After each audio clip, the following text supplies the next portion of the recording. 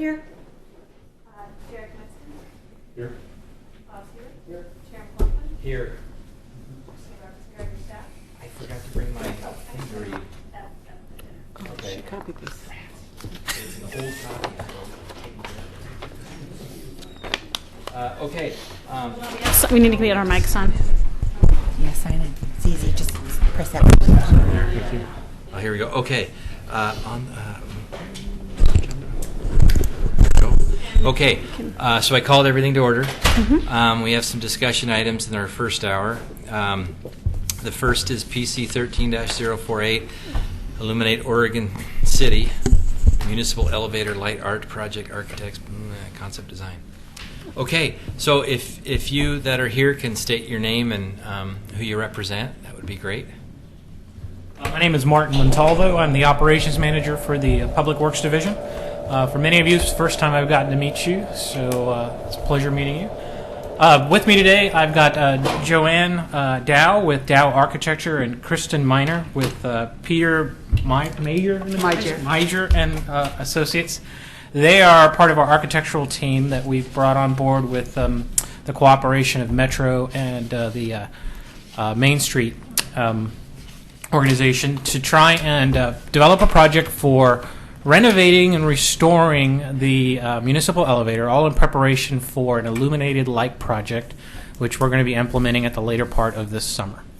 The project team, consisting of Oregon City, the Main Street Project, Clackamas County Arts Alliance, and several others, recently received a National Endowment for the Arts grants to try and illuminate the municipal elevator to capture the character of the region and help bring this icon that we get to utilize daily and really visually appreciate during the day and illuminate it so that it becomes more of an iconic figure from the evenings and help draw some extra attention to it.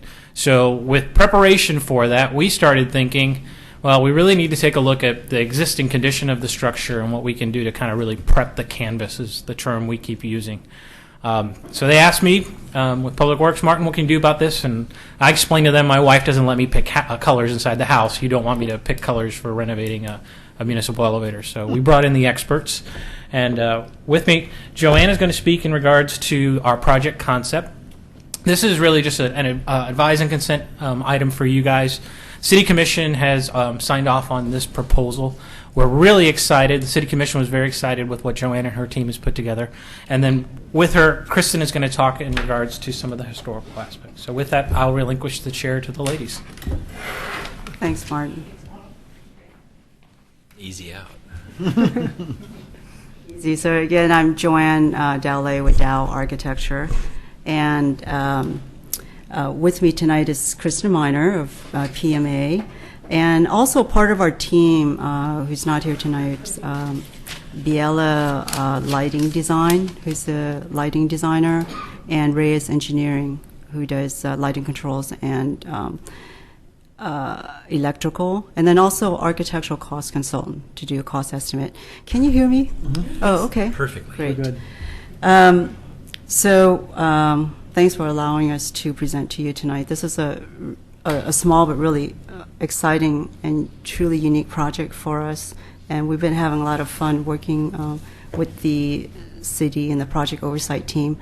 I'm going to go through this fairly quickly. There'll be some, we want to share with you a little bit of our understanding the history and context of this iconic structure, because it does inform us on the concept design that we will show at the end of the show. We had shared 3 design options with the project oversight team, and this one tonight is the preferred alternative. We will be moving into construction documents, or we are in construction documents currently, and we're hoping to have the elevator painted in late summer.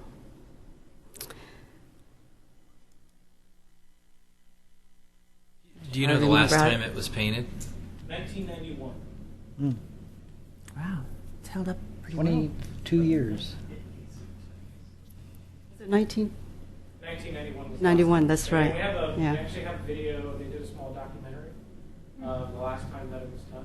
Happy to share that with you. So These look familiar to you. This is the original municipal elevator was built in 1915. Quite an interesting structure in our mind. Very different. It was a wood water powered structure, and it actually sat across the street with an elevated skywalk up above. Excuse me for I'm hitting the wrong arrow. And of course, that was the elevator was unreliable, and in 1955 was replaced with this more very modern styled elevator, minimal ornament, that was built in 1955 by Gordon E. Trapp. We will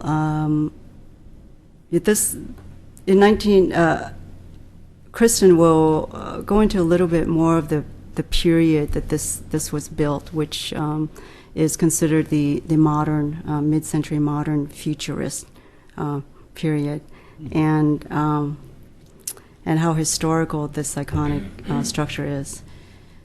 These are some images that you are well aware of, but what we want to highlight is just the views and of the river, the connection to West Lynn, the Arch Bridge, and just the connectivity that the elevator provides from the lower part of Oregon City to the upper part of the bluff. So when we look at paint colors and lighting enhancement for the structure, we like to look at it from all views, from the interior as well as from the exterior. So here it is during the day. And we listed these 4 project goals and priorities that the city bestowed upon us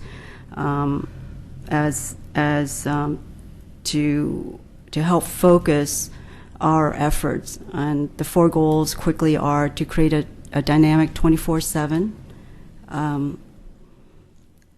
civic amenity, respect the mid-century historic nature of the structure, and the ability to prepare it as a canvas for the video projection or public artwork that will happen. And then lastly, that it work within the budget of $100,000. These 2 images are taken from the public artist, Tiffany Carbonneau. She is, in fact, coming to visit next week in June. And we're really excited about this, and we will be also meeting with her. She's going to be starting her community engagement process. We think this is a great opportunity for the city. The video will be up for at least a year and hopefully more. So in considering the exterior paint colors, we review these images to ensure that the paint palette would work for her projection.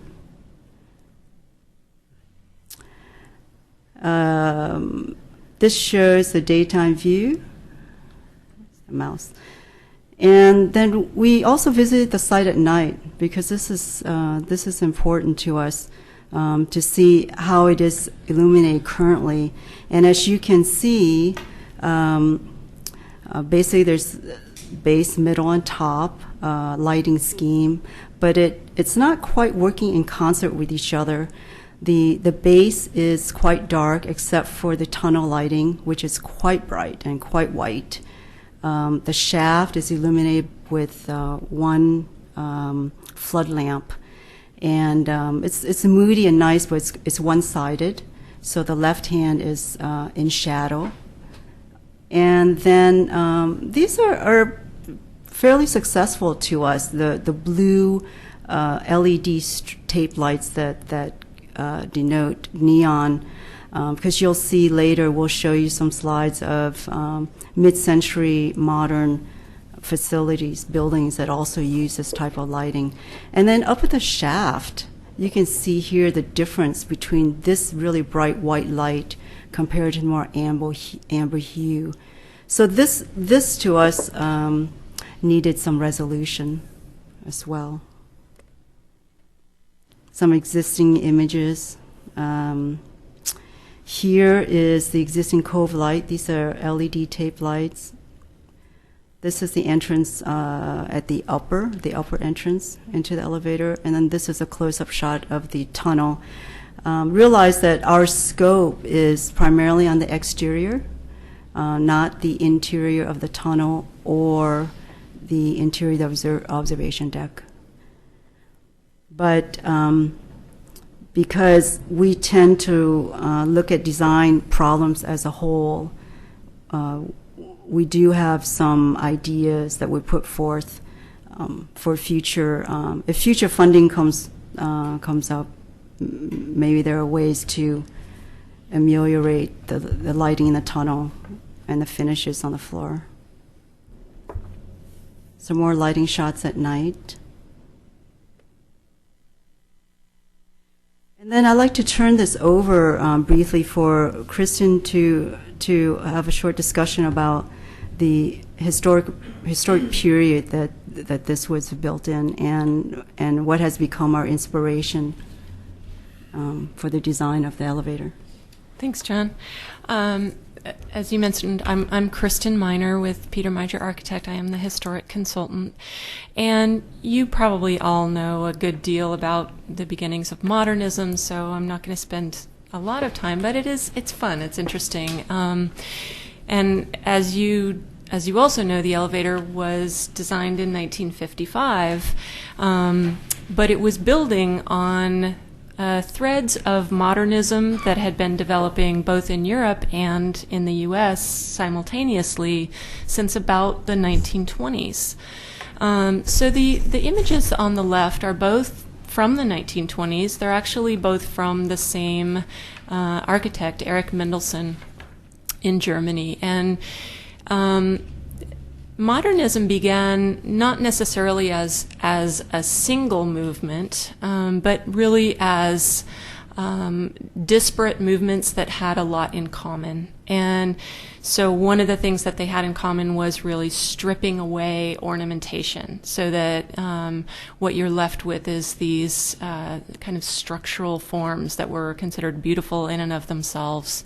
And also just kind of the beginning of the machine age, where people really saw technology coming, different transportation, means of transportation, and so you saw a lot of more organic and aerodynamic shapes appearing. So both of these, as I said, are Mendelssohn's. Let's see, the one on the top is the Einstein Tower from 1921, and then below it the Red Banner Textile Factory. And both of these are considered expressionism, which was really under the large umbrella of modernism. But I did want to note one. It's okay. Sorry. I mean, it doesn't really matter. I did want to note that the seeds of modernism were really growing in the U.S. as well, and in fact, Buckminster Fuller in the 1920s designed the Dymaxion House, which we don't have an image of in tonight's presentation, but it was a round form, very, very kind of forward-thinking, with a lot of new materials. Go ahead. Thanks. And now we're in the U.S., and both of these were completed in 1959. So what we're seeing on the top slide is the Guggenheim by Frank Lloyd Wright in New York City, and then the TWA terminal by Saarinen in New York City. And the interesting thing about both of these is that by this point, there's a more historically correct label for these, which is neo-expressionism. Now again, it's all still under the big umbrella of modernism. So you've got the expressed structure, you've got a lot of glass and new materials being introduced, and you've got those organic, often kind of sweeping aerodynamic shapes. Go ahead. Yeah. Now here is here's kind of a direction that was really only pushed as far as it was in the United States. This was not really a European drift of modernism.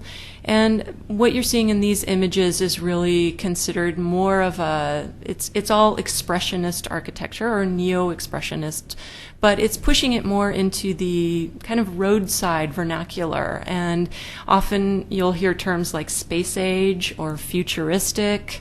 And especially the image on the top right there, that was at Los Angeles Airport, called the Theme Building, I believe.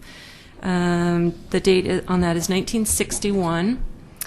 And then the two images on the left, both the one above it and the one below it, were kind of took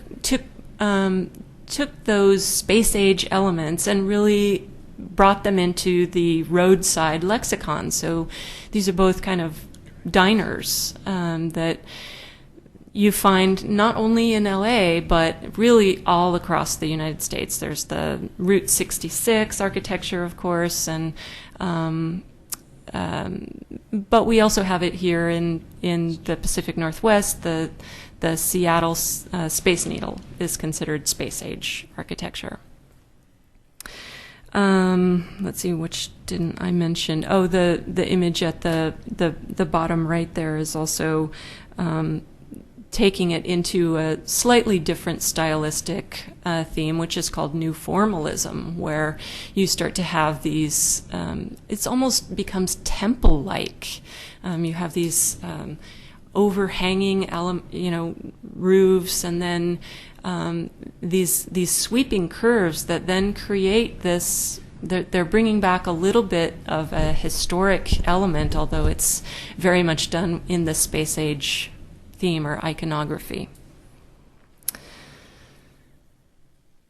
Thanks. So for the United States, the atomic age and technology were all really being celebrated in architecture, and you can see this in the elevator. The lighting technology, I mean, all sorts of new technical systems were being developed that crossed the boundaries between engineering and lighting. I mean, for instance, Joanne's included this picture on the upper left that has the typical lighting of the era, where you would really see these sort of glowing elements. Neon was a big part of it, and so the emphasis is much less on the fixture itself, but that sort of glowing, almost idealized, abstract, highly technical lighting. And then below it is a very interesting building. This is the Chemosphere House, which was designed in 1960s, and I believe it was used in the TV series Charlie's Angels.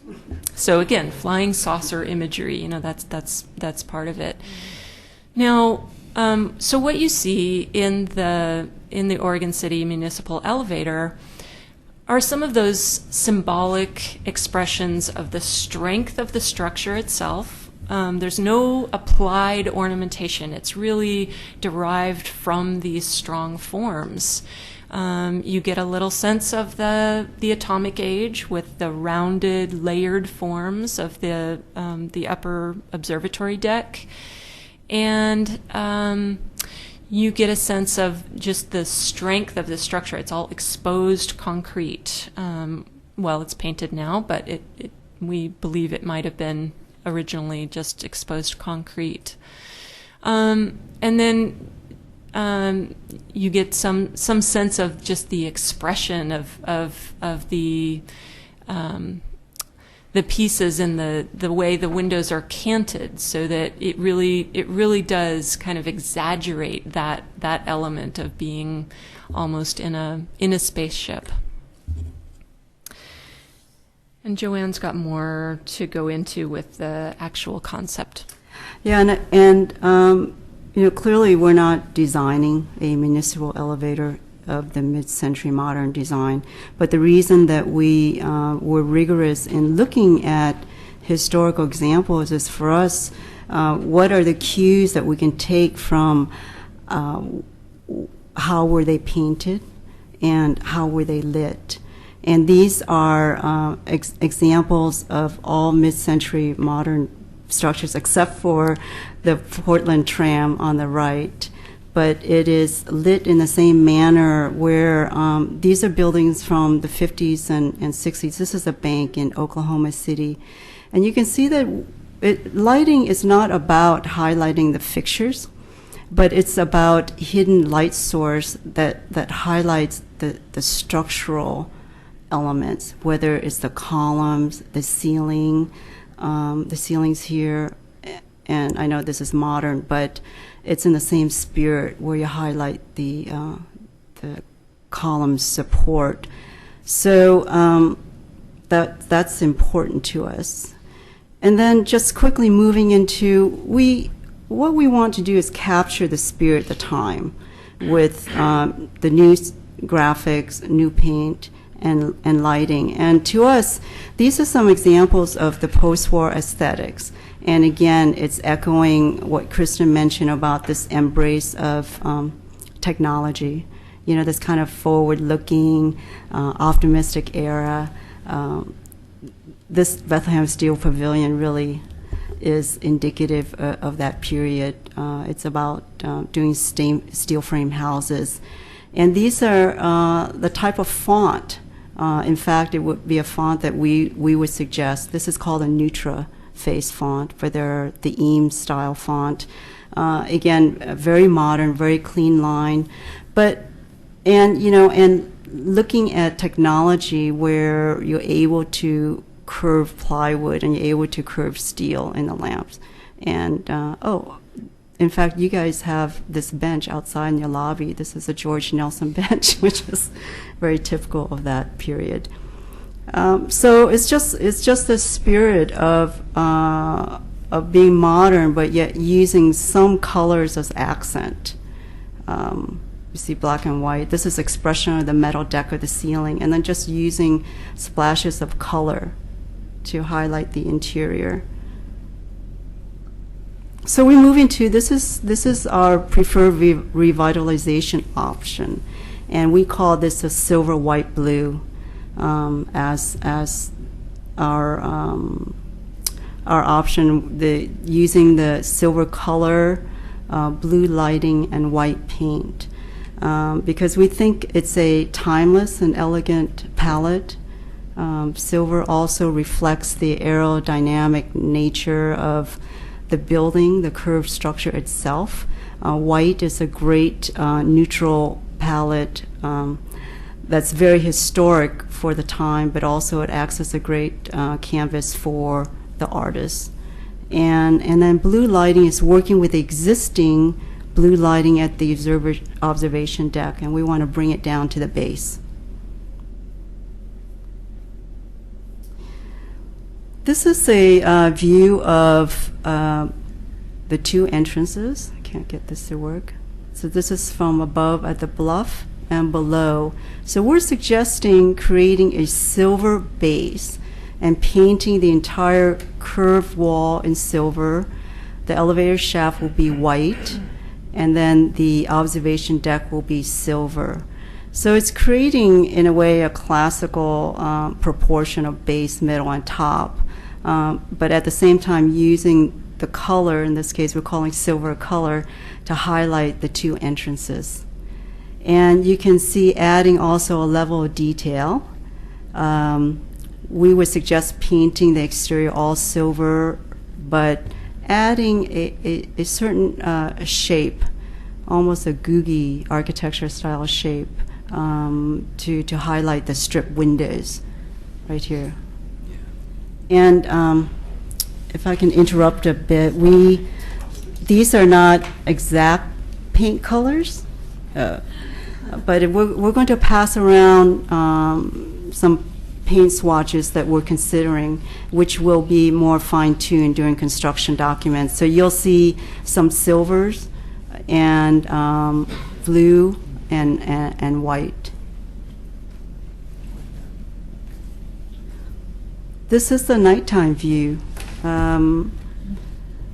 So what our suggestion here is to continue to retain the blue lighting at the top, the LED, but install a controlling, a dimming system to help tone down the brightness of the blue. Create a halo of blue at the base, at the top of the wall, here. And removing the existing very small raised letters and instead install a 12-inch, which is about double the size it currently is, of three-dimensional letters that are that sits away from the face of the wall about 1 to 2 inches. And you recall the image that we showed you previously of the Neutra face font. It gives it a three-dimensionality and yet creates kind of a nice shadow play of light and shadow behind the text. And it's very in keeping of what one would do at the time. We would suggest adding 2 LED floodlights so that you can shine along the shaft on both sides, giving it an even lighting texture. Again, dimming this down so that this would match with the base, and dimming the top also as well, so it becomes a very uniform look in terms of lighting. These are historic. We are suggesting putting in more energy efficient lights inside, and again dimming this portion down so it's more of a glow. Are You know, those everything- lights on the top? I'm sorry. Are they working now? They do are work on the working top. now. There are these floodlights inside.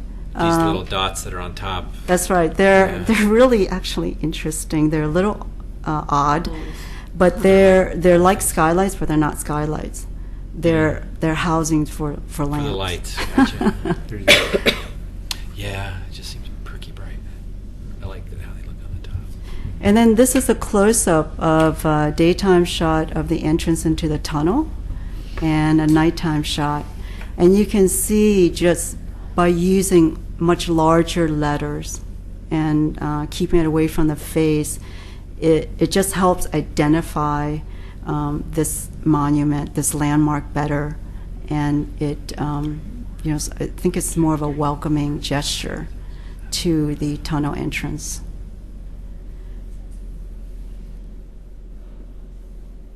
And here's a close-up. And for clarity, we didn't show a lot of the existing site furnishing, just so that you can see the lighting and the paint colors.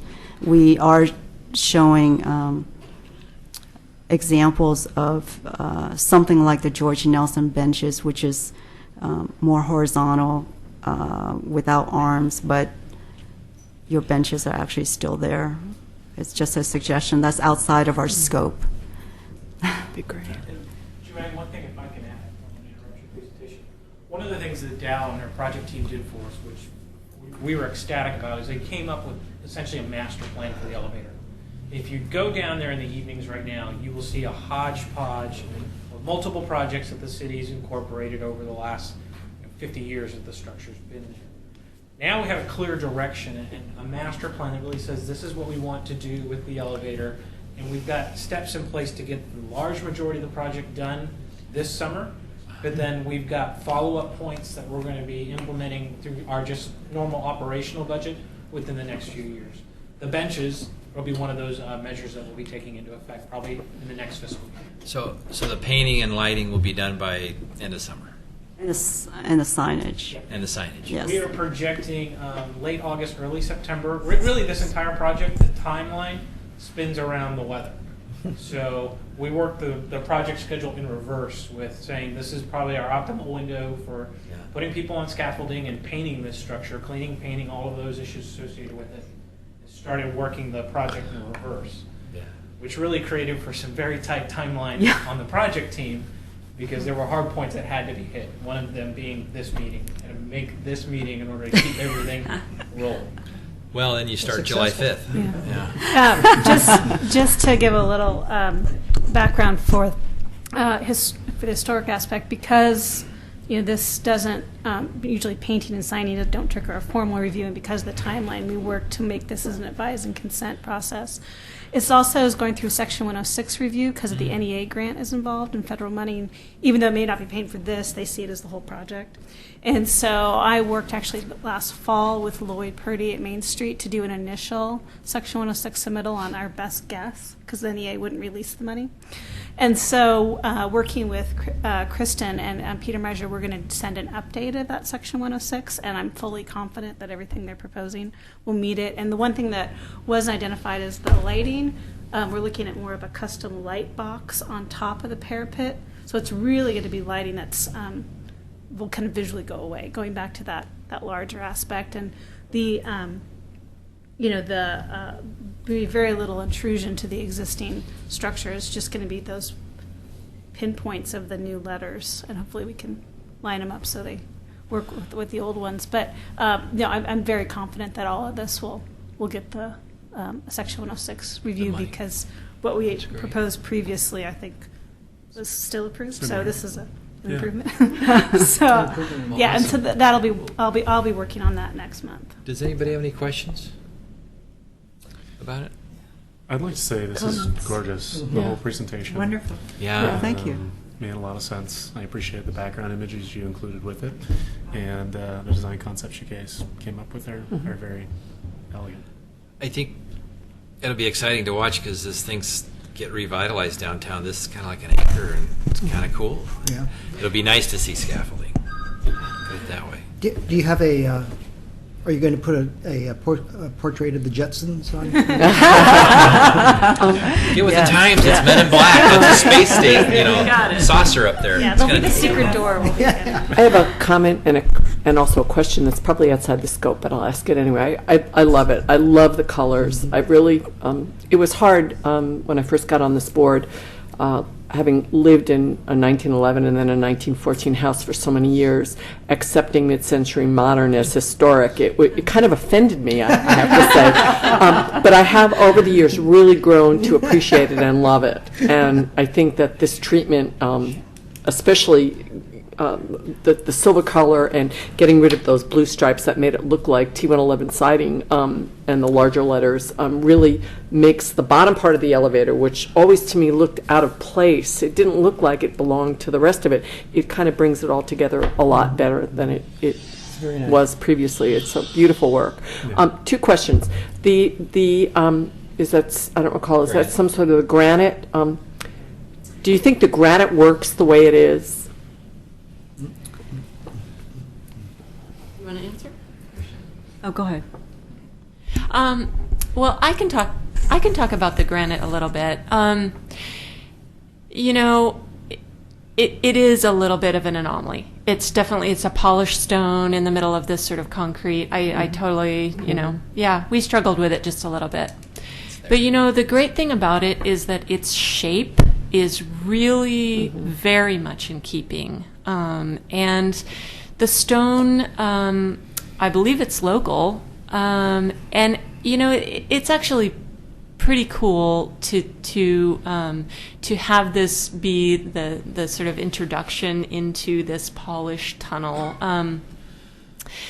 The color is I think it's going to work out really nicely with the night lighting, because it'll kind of fade to almost black.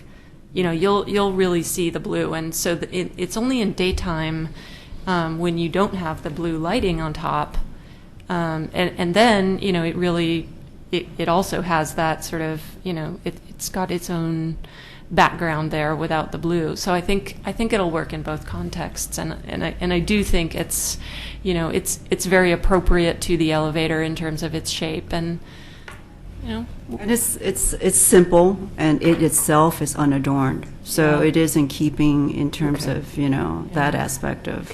It's original. And then my question that is beyond the scope that I'll ask anyway is the building behind the elevator is I think, a vacant building at this point. It's the orange and yellow It's building. for sale. It's for sale. I hear that it has a lot of water problems and other things. I don't know if it's going to be fixed or replaced or whatever. And I'm wondering if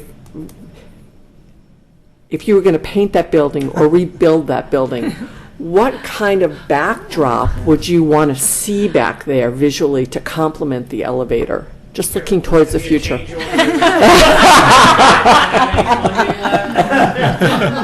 Well, you know, there are places in that building where would make a spectacular cafe or Oh, yeah. bar. Yeah. See to it. It's the colors. It's the Well, on colors. that, I have to say thank you very much for your time, and it's exciting. I really appreciate your guys' time. Okay, Thank you very much. Thank you. Nicely done. Yeah. Thank you. Comment to Public Works in their letter. They mentioned something about removing the accessory signage up at the observation deck, and I really agree with that.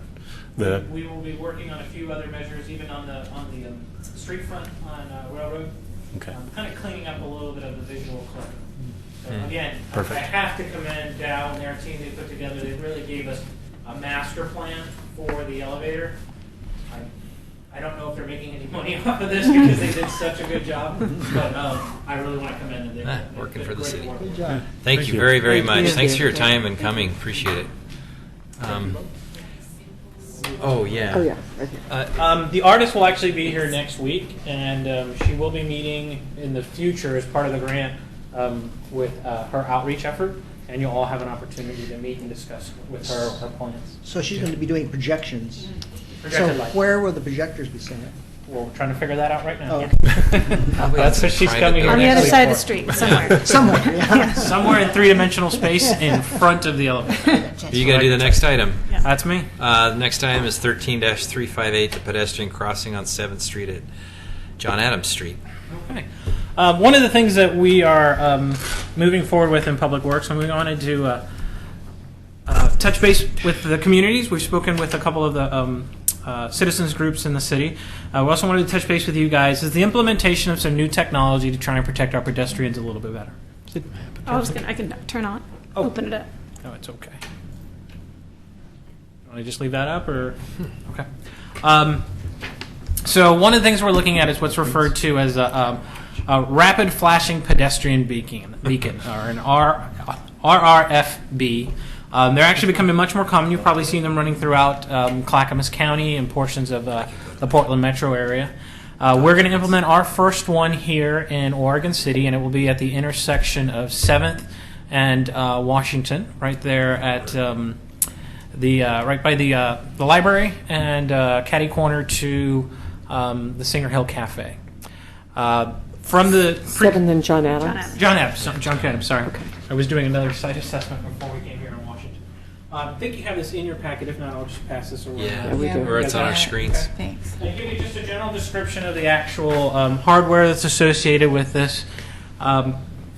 We've tried to accommodate for as much of the visual appeal for the structure itself as possible, working with the manufacturer. All of the components that are available in powder-coated black, we've ordered those.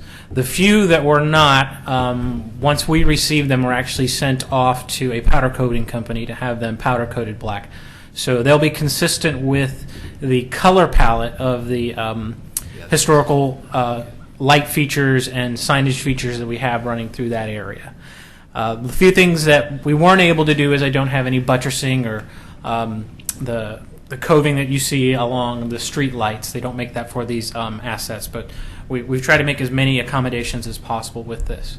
It will be going on the uphill side of John Q. Adams and 7th is where we're projecting to do the actual installation for these. And that's primarily driven by the fact that I have electricity at that side of the intersection that won't require any major modifications.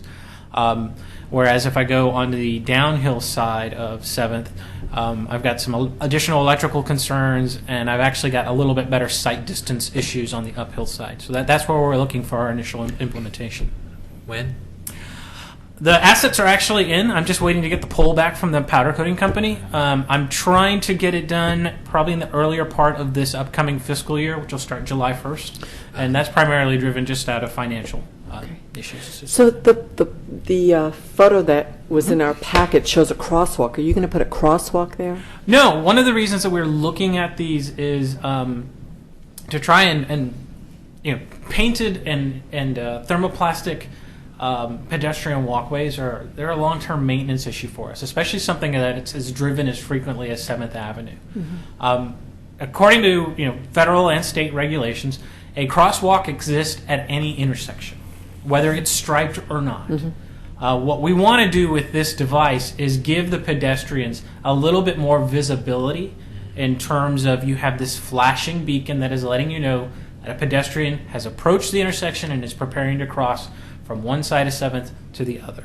And so will that flashing beacon show to traffic going both directions? Yeah. They actually will show on both sides, both the uphill and downhill stream of 7th Avenue. Okay. And then the actual LED beacon heads have a slight tilt on them, so we can aim them into the appropriate lanes so they're not, catty corner off into the parking lot for the library or the grass field for the library. And will the beacon being on the northeast corner, which I think is a good spot for it, where you have the electricity, will that encourage people to cross 7th Street on that side? There's a problem with that because Singer Hill Cafe I own that building and that business. And when I cross, which I do all the time, when I cross 7th Street, I never cross on the I guess it's the east side, because there's the hill there and people come down that hill fast.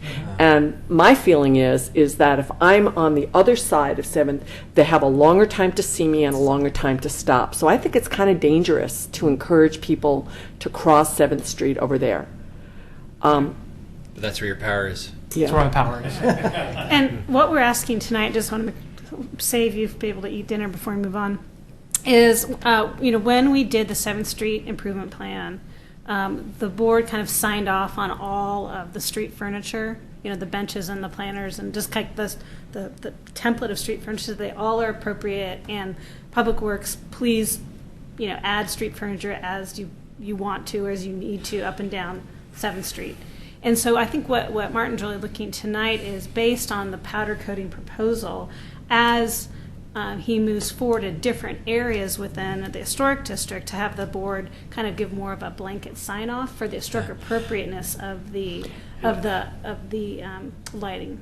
Kind of the goal. And I understand that my comments are not necessarily HRB material, but it's something that's really important, I And think. we took that into advisement. The Okay. intersection was actually analyzed not just for where do I have power, but that is a huge cost savings. What's the of power these- for, though? Yeah, This is running Backup? off of direct electrical connection. so It it's is not a It's solar. not solar. No, it is not a solar system. We don't have sufficient lighting there. So basically, from the little icon symbol thing down, you're not going to have solar here.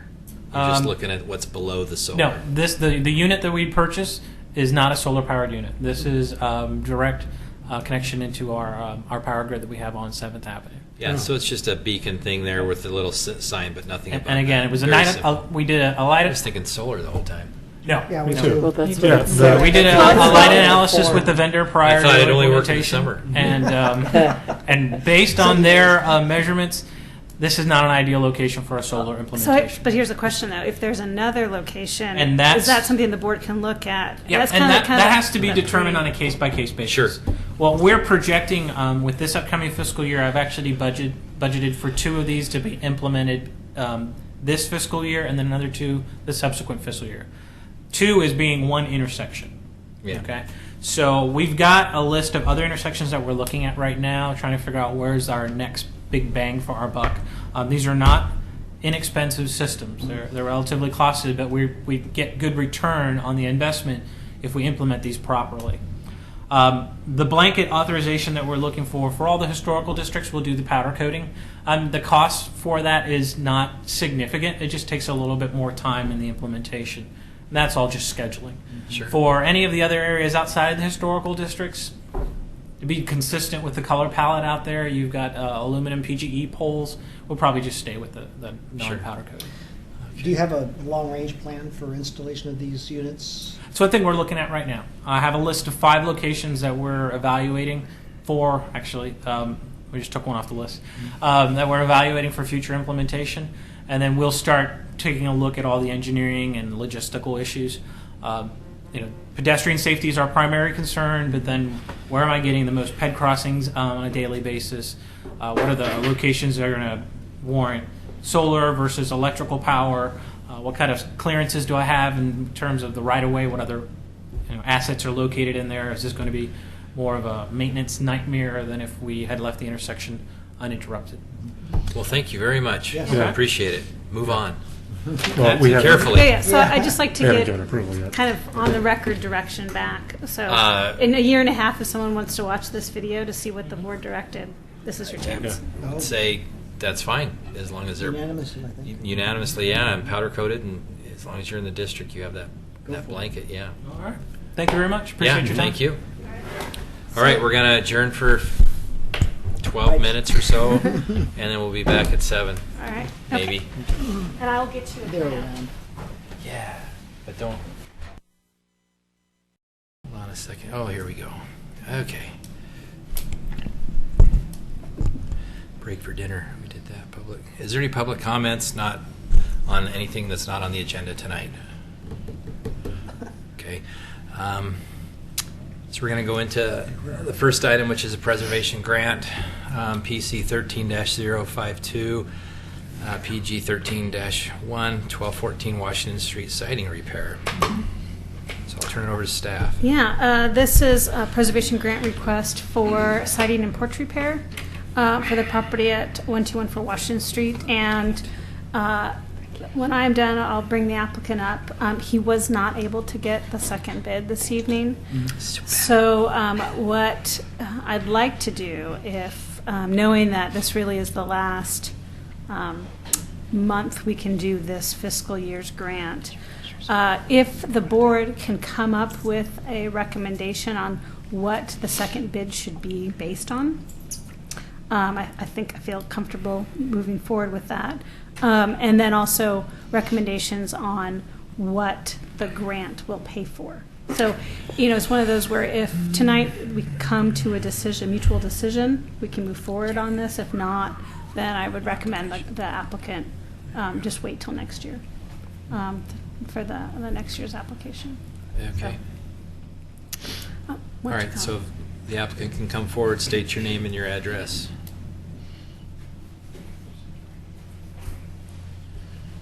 Hi, I'm Jay Pierce. This is my wife, Patty. We are the owners at 1214 Washington Street. So, you guys are looking for some dough. We spent a bunch, as you might have known. We're doing a complete restoration on this property, and by that I mean we've looked at it from the ground up and the front to back, and it's a large piece of property sitting in a prominent place on a prominent street. We have a deep interest in Oregon City and its history, and we feel that this is one of the more significant residences. I've done my research down at the museum and we've gotten a lot of history on Babcock himself, and as well as the few existing photographs of the property from the turn of the century. And so we've verified a lot about my thinking regarding the exterior of the house, and yes, we would like to get some assistance in helping with this. We did the interior first because we had to move in as a family. I've got 2 children who are still living at home, and we literally went through ground up, walls off restoration, maintaining every bit of historical hardware, woodwork, interior, architectural detail that we found. Even down to we left post and tube electrical in place where the codes would allow it. We had the walls off, we had electrical inspections, we've met code, we've been finaled on everything. But that's the extent we went to, is if there was a push button light switch or a turn for the front porch, we left it if it was going to meet code. So that's what we're trying to do to the exterior as well. It's a much bigger project on the outside. Yeah. And you're asking for Is it 3,000? It'd be 3,000. Well, right now, we have $3,000 left. And there's So- really nothing else coming up before Right, the so end the of the year. board can, you have many options on your plate tonight. You can choose the traditional $1,000 max. You can choose to move forward and allow an additional match if you choose up to $3,000. You could choose to not move forward based on, the inadequacies of the application. But the goal is, if we can come up with something tonight, that would be, I think, mutually Yeah. Well, I think- beneficial for everybody. We want to move ahead as fast as possible, so we're just looking to you for whatever Well, we want assistance you can to. provide. I'd like to zip out of here in a minute. Well, I had a couple questions for you. Okay. And then anybody else who wants to chime in or cut me off, you can. You do have a big responsibility because it's a really cool house and it's a lot of work, but I applaud you. I think the whole board would, and we'd like to throw as much money as we can at you.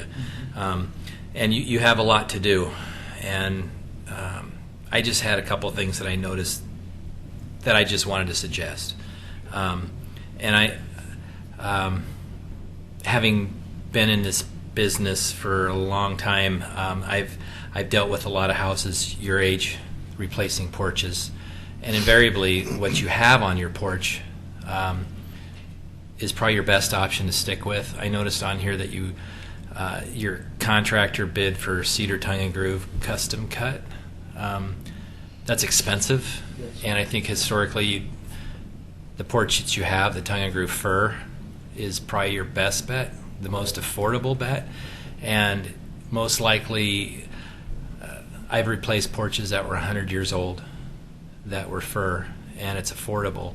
And you think, well, fir outside, that's not going to fly.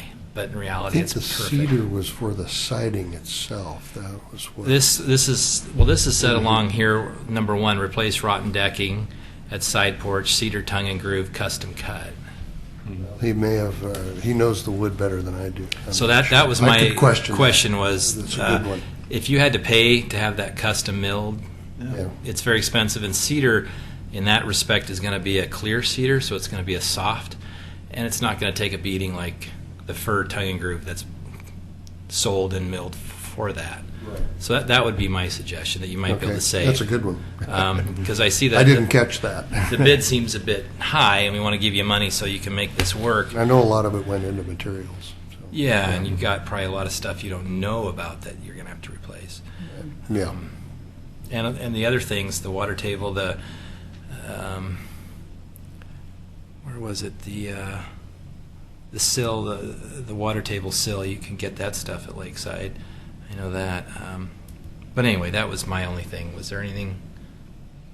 Anything? I would echo what John said about the decking. It really should be fir. Okay. And so, Good catch. It could be glued and nailed down. And it's pretty tough stuff. yeah. The Hackett House just did a porch repair. If you want to look at what it looks like, because it hasn't been painted yet, there's a painted deck right next to it, and then walking directly up to the entryway is brand new clear fir. And just for your reference, so you know what you'd be getting into. That actually helps me. I hadn't realized he'd bid at that Yeah, material. and that's straight down Washington Street on the corner of Washington and 17th. Okay. As soon as you pass the big warehouse with the Yeah. huge open doors, look to your upper left, and you'll see a big round window. Oh, okay. Kind of looks strange and out of place. Uh-huh. That's the Hackett House. Just Okay. right up there. I just would like to echo what they're talking about on fir decks, because I have an old home, and our house was a fir, completely fir deck, but it was old growth fir, which was a lot heavier duty than the kind of fir It's they have now. grained So and- yeah. I don't know if there's a way for them to get treated fir that might withstand moisture and Well, bug all the treatment. fir today, I mean, the stuff that they would need to get, which is available, is a vertical grain fir, which takes a beating, and it can be painted. You probably put a porch paint on it. But I had a question on the amount of money, Christina. Is it something where, based on certain things that are happening, can we award them a certain amount through the board with options to award more by the end of the month if it's not used? Because Well, I it have reasons most for likely that. would not be used. I can just tell you, Well, this is it. we're I mean, not like, done tonight, so- You're not going to get any more preservation Chances grant you're not gonna applications get this Well, fiscal year. we'll see. I mean, I just, No, because it has to be, the work has to be done by June 30th, and the next. oh, that work board- has to be done. Yeah, so the Oh. the next board meeting is June 25th, So so this it's is not, it. this is it. This is it. So you can choose, policy-wise, you can choose, you can say, we're just going to keep with our $1,000 matching. Well- Or you could say, if, we will do the 1,000, but if you do above and beyond this, or you meet this threshold, we can do more. I mean, this grant program, unlike a, land use application or something else, this is really based on your policies, and we wrote in that, you had the ability to modify your grant approvals and based on, extraordinary situations or end of the year, or that's the idea, is you can choose. It doesn't have to be Will this work get done by precedent the end meeting. of June? Yes. Okay. Question, we have a $3,000 maximum for a period of 3 years. So if we were to award $3,000, Yes. the applicant couldn't come back Correct. until that Correct. 3 year 3 years. expired. 3 years. Okay. Yeah, so you're right, correct. They would have to wait that through. So I don't think we and have I- much else we're eligible gonna for say- anyway. Well, and- We're and going now- to paint and stuff like that. So it's this- like a this window work- project they couldn't come back for. Okay. This work all has to be done by June 30th. Yes. The work that is paid for. So there's one option. I mean, if they have multiple phases and they just want to get phase 1 done by June 30th, that's what I can pay for at this. Yeah. I'm running the rough math here, and we match 50% of the first 2,000, then 25% thereafter. So we wouldn't necessarily hit 3,000. Sorry to point that out, but we come pretty close. Well, and I think part of our vote, the condition will be just to get that second bid. Well, Yeah. and very specific. I want to be able to Yes. check box off. Yes, that's exactly right. what the- For the money that would go to those things. I'm curious about item 10, patch and replace soffit, where dry rot is present. Yes, there is some that was fairly evident. Oh, okay. Where it's particularly where there were interior gutters and there are holes that come through the soffits that you can still see that would have to be patched and some damage. Is the soffit a tongue and groove product that with a bead mold or something like that? No, the soffit is it's a fairly straight board that is underneath the A solid board. solid Okay. solid border. So they'd Yeah. have to. Yeah. Okay. That's more of a patch and repair type. Yeah. Yeah.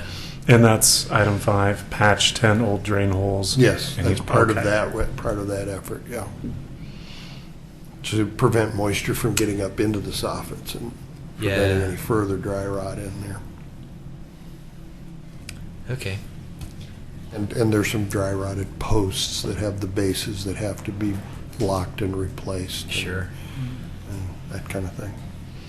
Does anybody else have any other questions? Not of the applicant, no. Okay. Well, thank you very much. Thank Appreciate you. it. Appreciate time. Anybody want to make a motion? Public comment? Not on a No. grant program. Oh, I like Derek's math, how that works. Can I ask a question of staff? If we don't use up the $3,000, all of the $3,000, will it roll over till next year? I asked that question before, and my think it general has. answer is no. No. Okay, last year it did, and maybe, Well, it did for like a little A little bit bit. more. This is also the new 2-year grant or 2-year budget. 2%. So I asked the question. I didn't get a definitive Mm. yes answer, but I didn't get a definitive no answer. So I don't want to say here Sounds like that government. that definitely we could not move over. So, but I can't guarantee that. Generally speaking, it doesn't, But we did find a way to do it last year. really. So well, I think we should Thanks stick for to the- the determined award procedure, where we match half and then 25 cents on the dollar after that.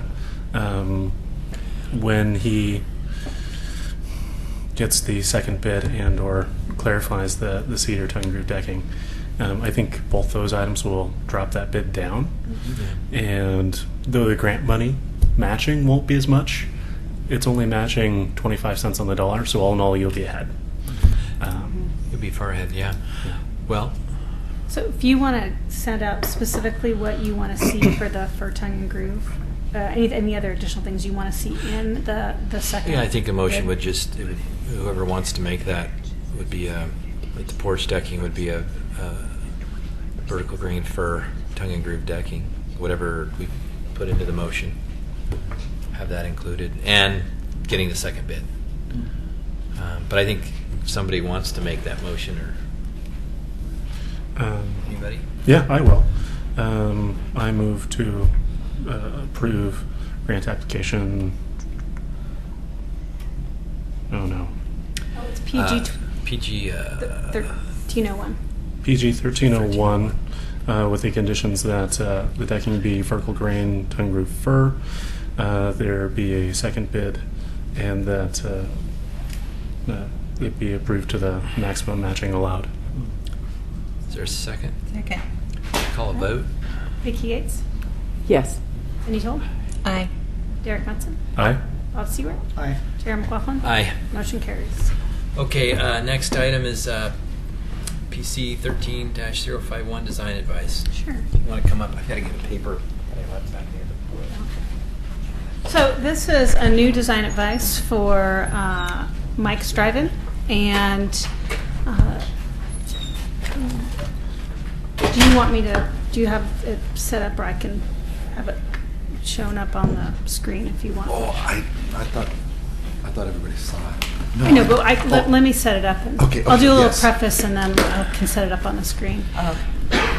So this is a design advice tonight. As you know, design advice is non-binding direction back to the applicant. It's based on the information you have at the time and the individual direction. This is a this is a commercial and historic review project, a lot like you saw with the fourplex and also with Olson's Drug. They'll be doing a simultaneous development review application as well as an historic review. I was able to meet with the applicants once to talk a little bit about our design guidelines. Fortunately, they did a little bit of pre-work before they got a chance to really review the design guidelines, and so made some alterations based on that. But some of the direction I'd like to get from the board, especially deal with the front kind of cupola element, which is not necessarily found in the district, but I understand the kind of urban design purpose of it. And also the arcade that they're proposing, if that works, and also the there's two parts to the building, which will show the restaurant portion and then the office portion. And they've kind of designed it to look a little bit more like two architecturally separate buildings. And interesting to get your thoughts on that. And I'm going to go put it up here.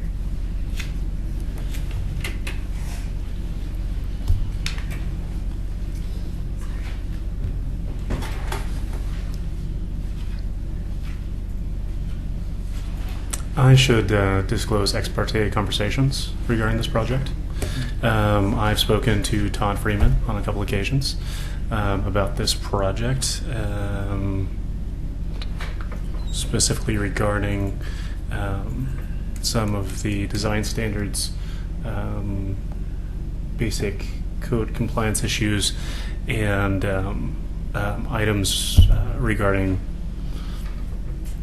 the process with the City of Oregon City, and specifically who you should talk to regarding Christina Robertson Gardner and some other staff. Does anyone have any questions for me? Well, it's not a public hearing. It's design advice. I think it's. I think you're fine. Yeah. Okay. As far as that goes, I think. Yeah, that's Yeah, good. I think you're okay. All right. Just thought I'd throw that out there. So this is showing the existing lights. Yes. And this shows the site plan of the new location brought up to 7th Street. So the Correct. restaurant more at the corner and the offices. the lower part. Recall there's a vacant lot between the Far Brothers store and Mike's, and that will come into place in the discussion about that party wall when we get to the later elevation. And I will flip that. You can.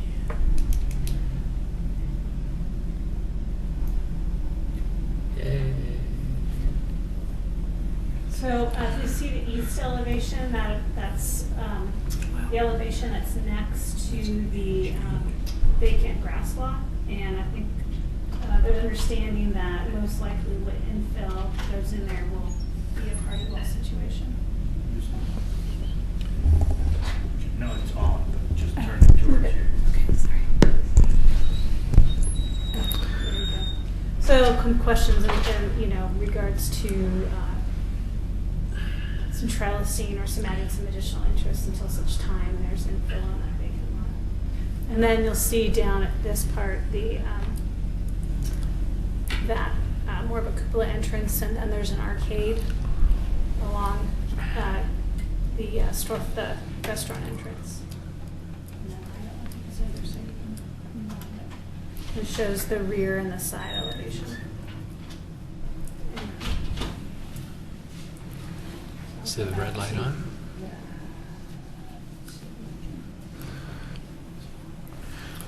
Okay. Will you fellas give us your names? Sure. My name is Todd Freeman.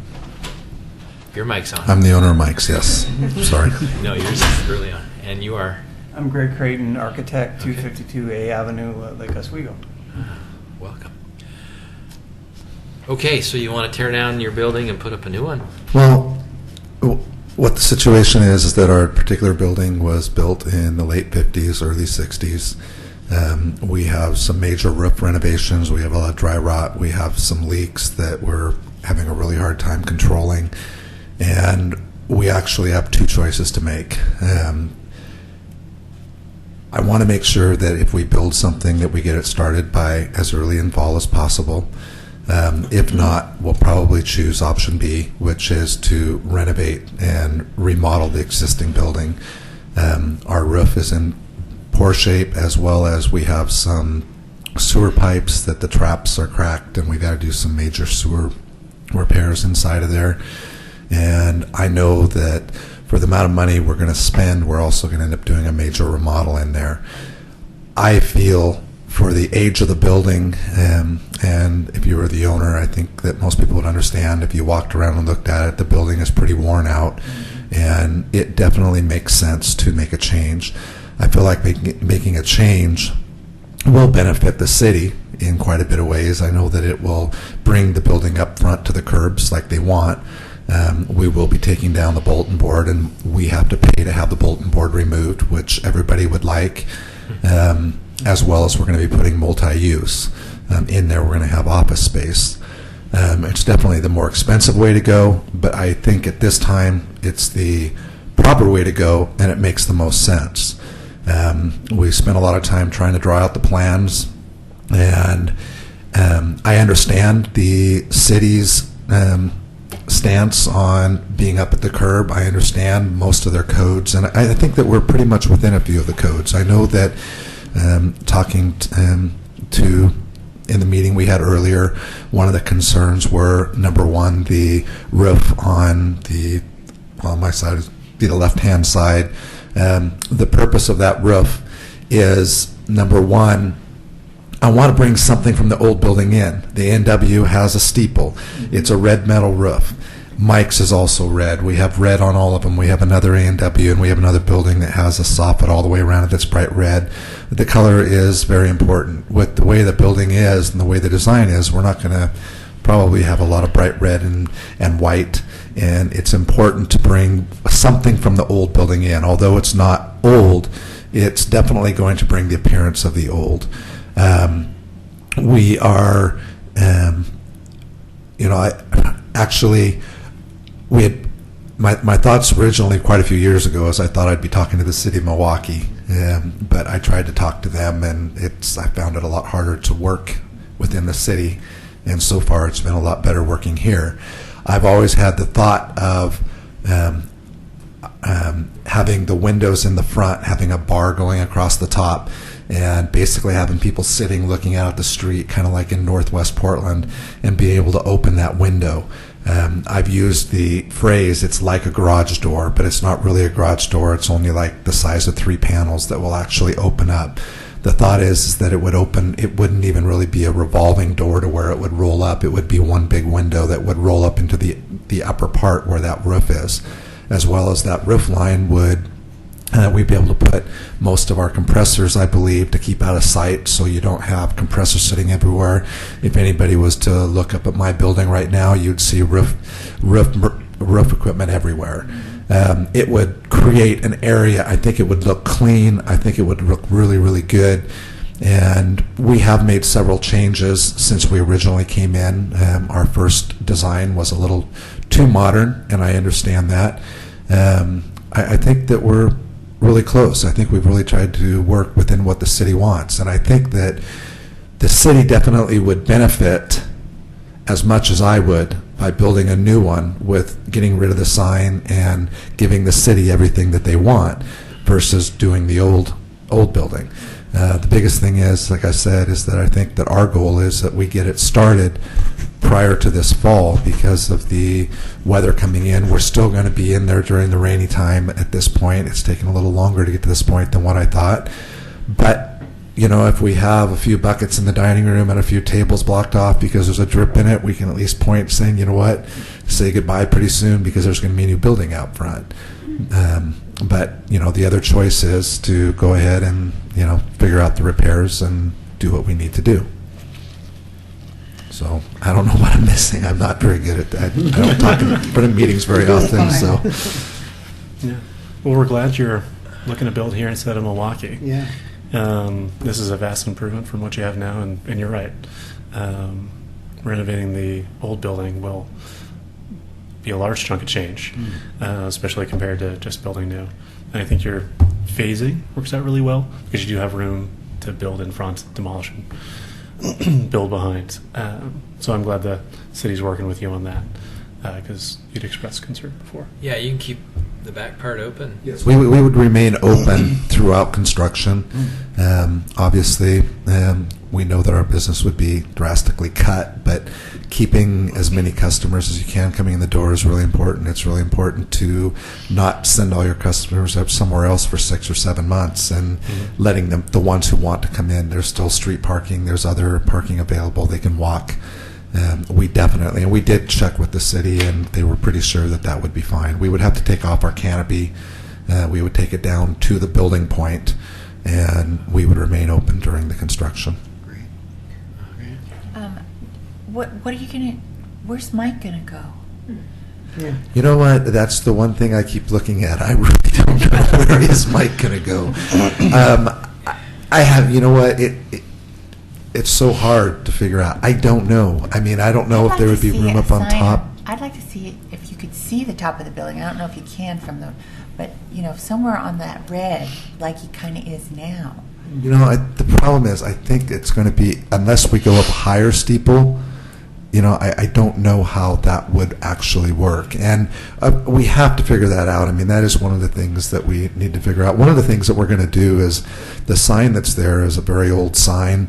It was there when it was built. We built it to where we can keep the original sign. So we're keeping one original piece of the building, and that sign will stay there so that, you know, you do have the Mike's face there. But I would assume somewhere, you can see where it says signage up on top. Somewhere up on top there probably would be a Mike's logo, so you can see it from each direction. We definitely have to incorporate that. I like to be brief and blunt because of my lack of intelligence. It looks like you got a mushroom on the end of this thing. It doesn't look right. And I'm just going to give you my 10 cents. I think everything to the right of it looks great. I almost think it would look fine if it didn't have that on it, that you just had a flat top that went straight across. I mean, that would be historic. You could even have, I don't know, there's got to be something there. I know what you're trying to do, and I'm with you 100%. I think everything's fantastic. I just don't, it doesn't look right. What about this roof right here? That's fine. That looks good. But that's just an opinion. You know, throw a dart at me. But there's something there that's just, you're 90% there, man. Yeah. I think that, like I said, that roof, you know, as you call them mushrooms, I mean, you could make it a steeple like the A&W, you know, which to me would, I don't think it would look right. It would look worse than it does now. The point of it is number one, it is going to hide everything, but number two, you are bringing that steeple part from the A&W that's there to the front. You've got some sort of an awning on there or some sort of a canopy that you're bringing some of the old in. Yeah, but you're not. Because quite frankly, when I Everything's think changed so A&W and I think of your place, I don't think of that. It won't remind me of that. And I know that's what you're after, but there's got to be something there that will work that's kind of groovy. And everybody's going to have an opinion on it. Mm-hmm. The neighborhood association's going to. Let me tell you a little bit about how that shape came to be. Is that when we determined that the sign was going to be saved, we had to chamfer off the corner of the building at a pretty sizable angle. It's an 8-foot offset there that creates the necessary airspace for the existing sign to be there, right where the word signage is Right. on the left. And then I've got this 45-degree angle. Do I just leave it there? How do we massage that into the shape? And then looking at Mike's other buildings, they are a hip roof, that comes up to a steeple shape. Right. And then it has a little hat at the top. Picture it, yeah. We could definitely look at decreasing the size of that piece. We know we definitely want to use some metal roofing, and I assume it's going to be red. The thing is, go ahead. Well, I was going to say, couldn't it just mirror that lower portion of the roof? This right here, couldn't it mirror that only in along like in a flat style, and just kind of come down? Just like a flat just to roof. extend Just that. a flat roof with but you're able to see the part that comes down like you are in the middle there. You know what I'm saying? Like this. Like this, only up there. And then this would come up and just go flat. Straight Yeah. across. Yeah. here with no No overhead. Yeah. Yeah, you could do that. Just have it So that'd just be an angular parapet. Yeah. Actually, the parapet here would just be flat, like a facade. Yeah. Like this side. But see, what you guys are doing is it's kind of hard because, would you say it was built in the 50s or the 60s? Late 50s, Yeah, so early it's kind of a 60s. funky, sort of modern, sort of looking thing. And then you got the historic on the right, which looks great. So it's a hard challenge to pull that 50s gig and bring it to 1890s on the right, what you're trying to do. This the It's angular hard. corner is quite common around the area. I mean, Yeah. this has been designed for a couple of months. I've seen it probably a dozen times in Portland. You got In pictures? downtown Lake Oswego, they took the old appliance, what's now a cinematic Yeah, the store, theater place. and then they replicated it and alluded examples to would it be with great. the new Sur La Table building in the bank of Lake Oswego. There, Yeah. You look up to the upper section of that, and that's exactly what it's doing. It's a Yeah, but that's 3 floors up. And it's not- octagonal, It's subject hip subject roof. to everything below it. This thing's gonna like hit you. Here's John. I'm not trying to be I don't know. It's all cool. For what it's worth, I agree with you, John. I like everything except what you call the mushroom. It just doesn't look like it fits there with the rest of the building or in the neighborhood. Okay. It would be cool if you said, "Hey, here's a drawing that we're replicating Mike's on the corner." Then we'd say, "Oh, well, that looks pretty cool," or "That doesn't look right." And you guys are asking for advice, and it's free. Part of the transition that Todd and his company has to go through is that this is no longer a drive-in. This is the one and only drive-in in the chain. That's right. It's Yeah. got the classic canopy. That's going away. He has to figure out how to deal with that with his. You put a tradition. 57 Chevy out front and put the wait staff on roller skates. Right. I'm looking at this, and I may be reading this wrong, but it almost looks like you're resolving a problem that was created in the first place by building that upper section of massing out over what you have labeled as a loggia. So it's that portion that's built out over that loggia, which is coming into contact with that sign, which is creating that chamfer, which is, it doesn't look like it's the same angle as the one on the The other side. other side of the building, which is a little off. I will throw in one comment about the offices and the place that the stairs are. There's the two windows stacked, and I don't really understand why the window in the middle of the stair is higher than the other ones. So I would, right- yeah, I would suggest you bring that down because the stair starts at grade and then heads up. But the rest of that, if you're going for Oh, I see what you it mean. looking historic, that makes sense. But yeah, what John is saying, and I think we're all agreeing that, you have to address the HVAC equipment up there because you're going to have a lot of it, and you're probably going to come in with your HVAC equipment for the offices from on top of that restaurant portion and go a sidewall or something of that nature. So you've got to hide all that stuff. It's going to be up there. But I don't think the solution that you have here is the most appropriate. And, I would be interested in seeing what was considered too modern. It's not in this middle, and I don't know what that was, but I would caution you from trying to mimic something that was already done. Anyone can do that, but finding a truly appropriate historic solution, mimicking things from the old, I think is a great idea. However you can pull those in, let's do it. The difficult part is the element that you're trying to pull in for a reason that I'm not convinced is a solid one, is the most divergent element in the neighborhood to that building. That long stretching canopy is appropriate for the time that the building was made, and it was that as well as a very unique element, but not mimicked here. I see the metal roofing completely appropriate. What you have stretching across that loggia, it's farther up 7th Street on the building that Red Side Development did. So it's not in the historic district, but there's some other references to that. And when you guys come in for an actual submittal, having those pictures of buildings that you're referencing is awesome. That gives great visualization. If you have a rendering, perhaps a 3D one, that kind of gives those angles a little bit better, that might make some more sense. And really, we don't want to tell you what to do. We just want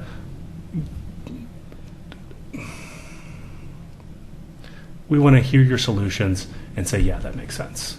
But we want to see the math behind those and how you came to those conclusions. And right now, that's not relevant. It's not apparent. And the code, I believe, says to be right up on 7th Street. Pulling it back a little bit at the restaurant so you do have that seating in front. I don't know if that's going to be at the variance or what that's going to be, but to have that seating in front, I think is a good idea. And if that's an item that we have to consider, I don't think you'll have any problem with that with us, because that does bring a lot to the street edge.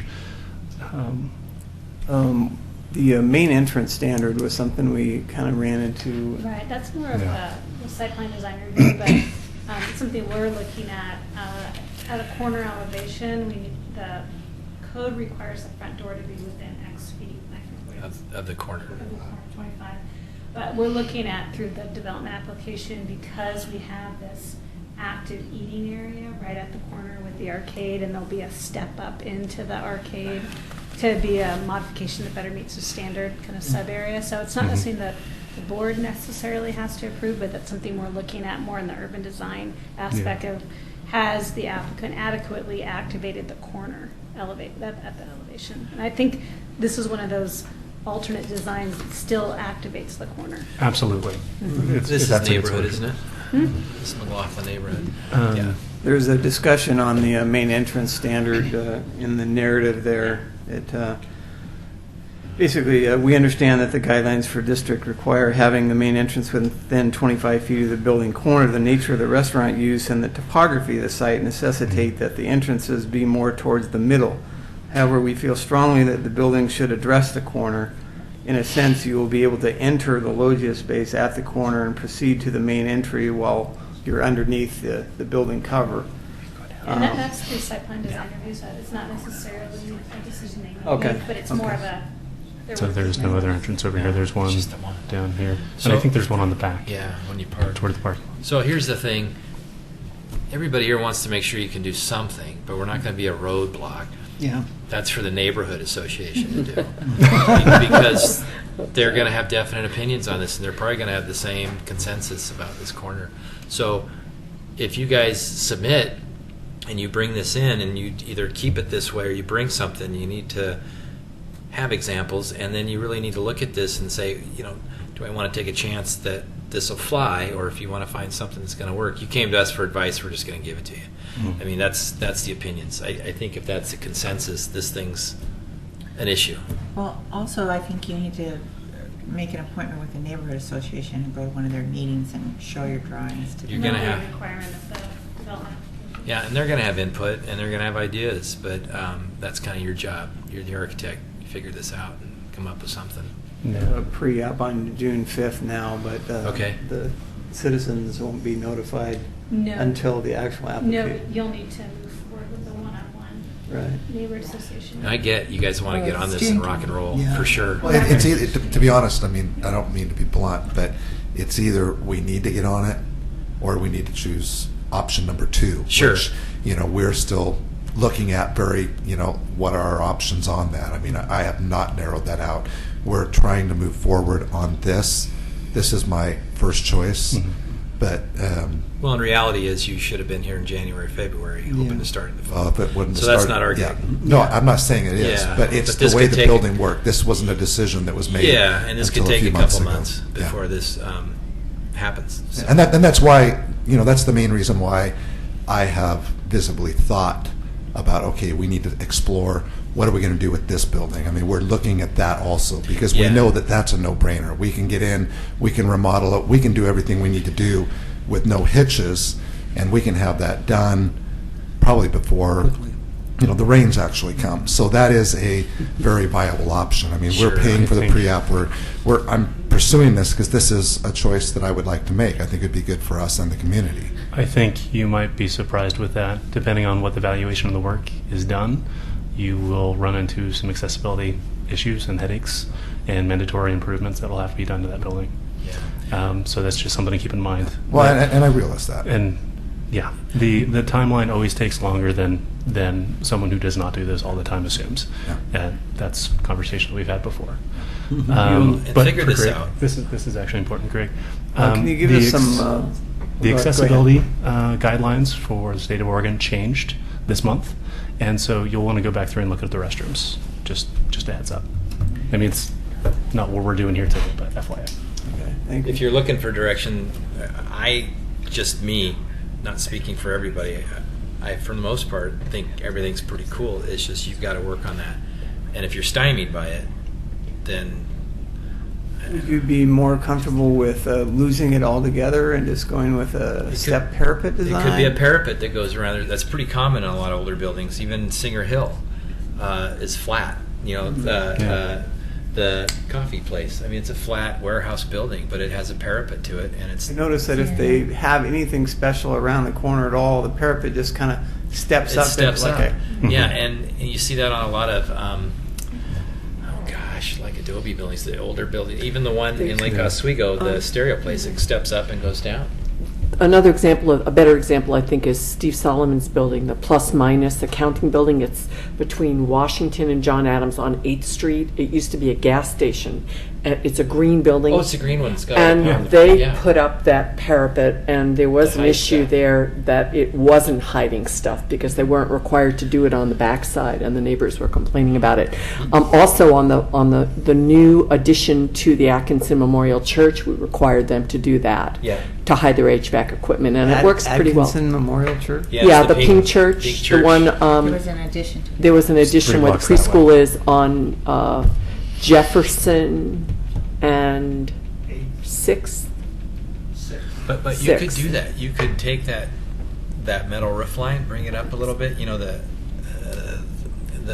The roof there, but then step up on the corner so that Mike's Drive-In takes that corner of the raised parapet, but not with the roof. If you're looking for a more contemporary illustration of a historic look, walk down Willamette Street. There's, from some pretty economical stick frame buildings that are 2 and 3 stories that, have Wood Street? Willamette. the Willamette District in West Westland. Drive. There's a lot of Oh, newer yes. buildings that were approved. I'm not saying those are fantastic. I'm saying those are in keeping with what you're proposing in the adjacent building here. And there's corner buildings there that, yeah. but I'm thinking you could try that. Instead of having that roof, have it come up, step up. Yeah. Mike's drive-in comes around the corner, a neon or something cool on the corner, and you see it, and it still looks So pretty with killer. the lower canopy over the main entrance, what would be easy to do is Here to, you mean? no, the center section. Right There you here. go. That would just extend over to the left. Yeah, like this. And then the and then parapet, which, step up and then step down. Right. You could have Mike's right here on the corner, and that would still be groovy, and you can have it high enough, and maybe bring this parapet up a little higher and hide all your HVAC. Yeah. it seems like a common trend right now for single-story buildings to be actually more like 2.5 stories in height. I 'Cause you account for reviewed the a project mechanical. in Lake Oswego last week where they were, it was a 64,000 square foot retail project, but one of the buildings was 42 feet high and it was only one story. Wow. And, That's a tall I ceiling. mean, you amazing. stuff be proportional. Right. Yeah. And I was almost uncomfortable making that piece as high as it was. But if you think about Yeah. it, that's a pretty simple way to go. You get your sign. You might even get Mike the Dude hanging out on the corner or something, but you get that as people come up. You're going to see that probably better because the roof's kind of conflicting Yeah. with the facade of the signage. Yeah. Whereas if you get rid of that roof and just have the parapet build up, the sign is really what draws people, right? And that's what you want. And you still get the Stick out. historic look. Yeah. And, I'm and almost it's inclined to simple. just extend the canopy over the center section all the way to the corner, and then the parapet that you see just peeking up above that section in the center would step up and then wrap around. Yeah, the but I corner. think you got to do two steps. Just at the corner, have it a little higher. But maybe it steps down 18 inches. But then you get your mics around that corner. Mike's drive-in. Yeah. And And- when you drive up, you see that, not fighting with that roof. I appreciate what you're talking about, mimicking some of the things that they did at the Point, because it's a very nice development. But keep in mind that that is a much larger development, and the quality of finishes there are pretty nice.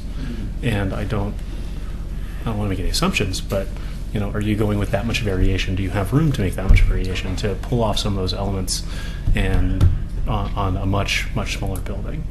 And that would look cool. That's a thought, and that would save money too. But Yeah. Quick to be question accenting your in sign. regards to finished materials too. Derek, you mentioned about our previous design being more contemporary. We actually had corrugated metal roofing being used as siding in a number of places all the way across the facade. And we took it completely off of the right side here, but we still have a few splashes of it on that on the cupola shape at the corner. Well, I tell you what, you show me some good massing and something that makes sense. Like your massing has to be on. Your proportions need to be there. And we can talk about your siding material. But if your massing and your siding is off, well, then you don't have much of an argument for that. could even be stucco. Yeah. Okay. Does that help? I mean, it's more of thinking things through, but you might consider those. Does anybody else have anything else they want to add?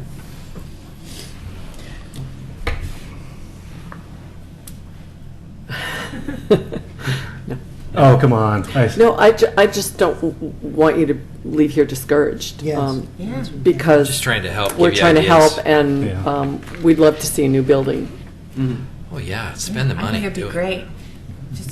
Those are kind of minor changes, aren't they? Not major. They Everything are else pretty looks minor. fantastic. Yeah, everything else looks really I good. mean, it looks really cool. I would encourage you to go forward It'd with be it. one thing if you'd already started building. But we want to make it go as quickly as possible for you. Well, like I said, my biggest thing I already said, I think 3 times, but Oh, yeah. I understand, unfortunately, our building really March and April, when we had really March and April, all of a sudden we're getting monsoons, and it's taken us this long to get here. You never know. And, the weather. it's just kind of one of those things that we got to get it gotta going. move So it. we have to take a direction. I know that I have to do something, and we have choice A and choice B. And am I discouraged? Not really. I mean, to be honest with you, I figured that nobody's going to like your first drawing. So Here's a thought for you. Do as we ask with that parapet. Take it to the neighborhood association. Show them both. See which one they'll Yeah, prefer. there you go. Just do it. I mean, it's nothing to draw that. That's a piece of cake, right? And So take them both and say, here's what we're thinking. Which one do you guys think? I know which one they're going to say.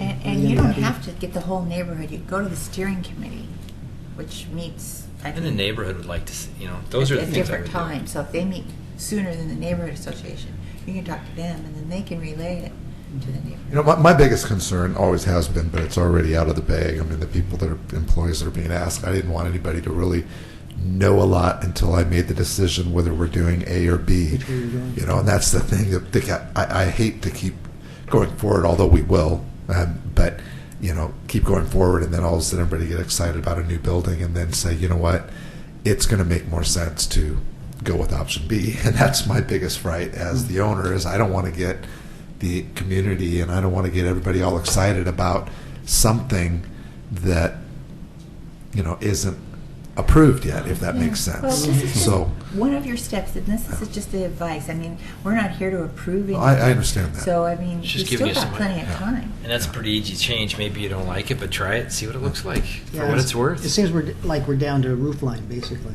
Yeah, that's pretty controlling- minor. And, Controlling expectations is a really responsible thing to do as a business owner, because you don't want to get people excited about something like that. And like I said before, we really don't want to tell you this is a solution you have to go with. That's right. We would really like to give you some direction so that you can figure out a quality solution that you like, because this is your building. You're going to pay for it, you're going to own it, and you're going to live with it. So that's... I think John's suggestion of getting the neighborhood, some representation from the neighborhood to look at 2 or even 3, if you come up with an alternative design, is say, what are you guys going to be happy with? And if you're going to be happy with any one of them, then you're in a win-win. And Greg, you don't have to draw this in CAD. I mean, for neighborhood association meetings and things like that, draw it out in pencil, pen. Or you could do an overlay or something. Yeah. With a couple of pictures of examples. But the idea of masking, scaling, having a couple people in there, a few trees to soften up the edges. If you're doing some planter boxes or some other things to liven up, those things really give that perception of what this place is going to be like at a human scale, and I think that will help with the presentation as well. And I think I disagree with you. Getting people excited about it makes it easier. Not on our pocketbook, but yours. So, but if there's nothing else, we appreciate you guys coming in. Go forward. But we appreciate your time. I hope we helped. Okay? Thank you very much. Thanks. Okay. Our next item is a public hearing.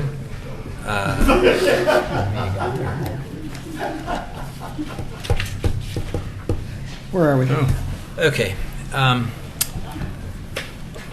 Public hearing is PC 13-049, HR 13-2, a new single-family house in Kenema on 4th Avenue.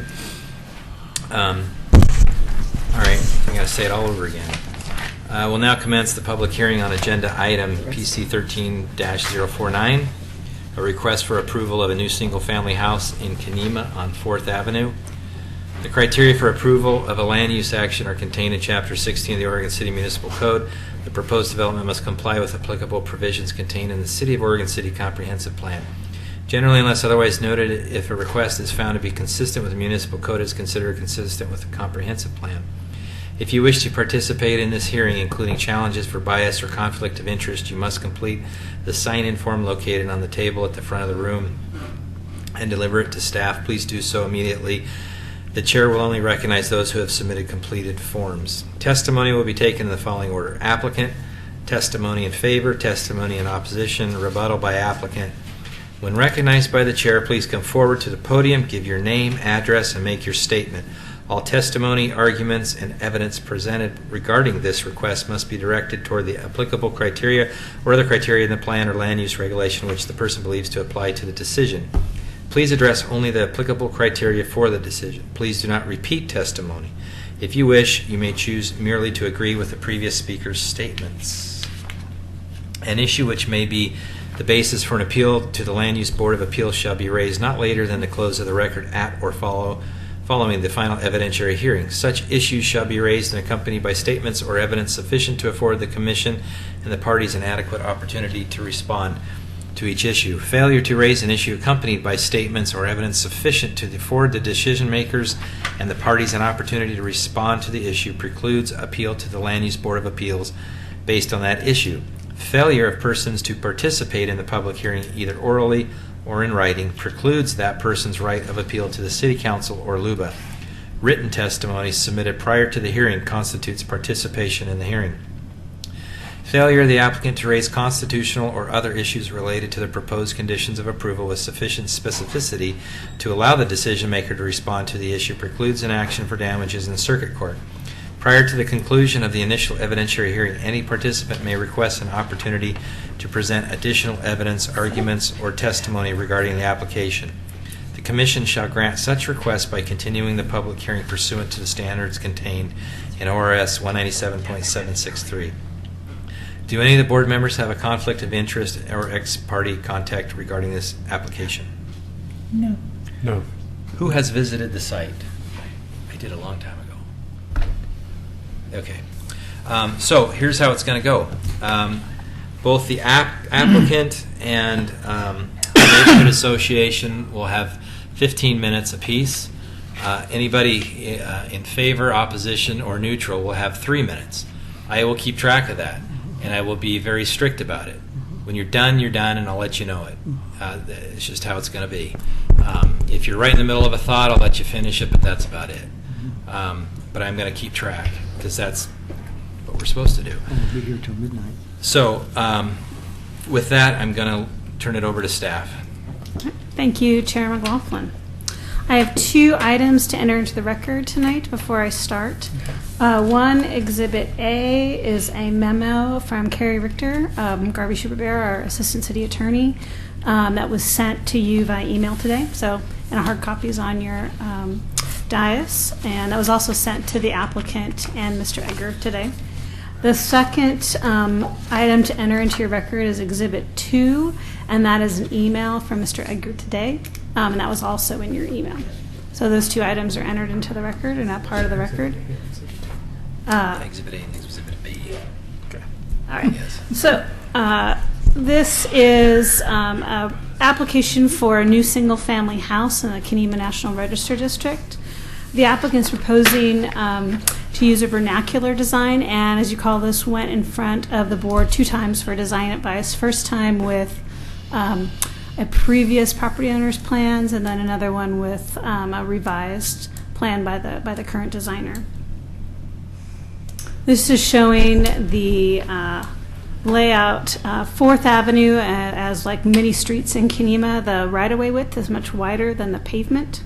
So to give you a bit of perspective, this is the edge of the pavement line, and this is the property line. So all the work of the driveway and any of these rockery walls will be required to obtain a right-of-way permit through the city. And I wonder if we can set. Sorry, I got to stand for a little bit. Oh, I realize it's pretty bright out, so let's see if we can change that lighting. Look at the same one? Yes, I am. You could just go to presentation. There we go. Yeah. Oh, of course.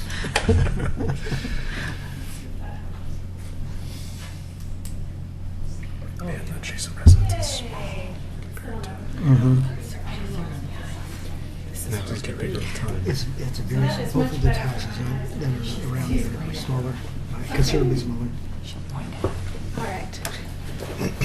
Okay, so just to give you perspective, this is the area that is still within 4th Avenue, and this is the property line right here.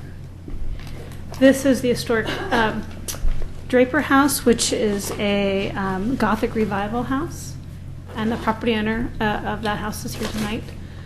On this side, we have 2 new construction from the late 70s, early 80s, and I'll show some photos of those. As proposed right now, the property, the garage is proposed at right, let's see, 3 feet from the property line, and there's some additional conditions to see if there's an opportunity to push that back a little bit to allow some better view angles here, but make sure that not to the extent that it could impact the large cedar tree and the drip line.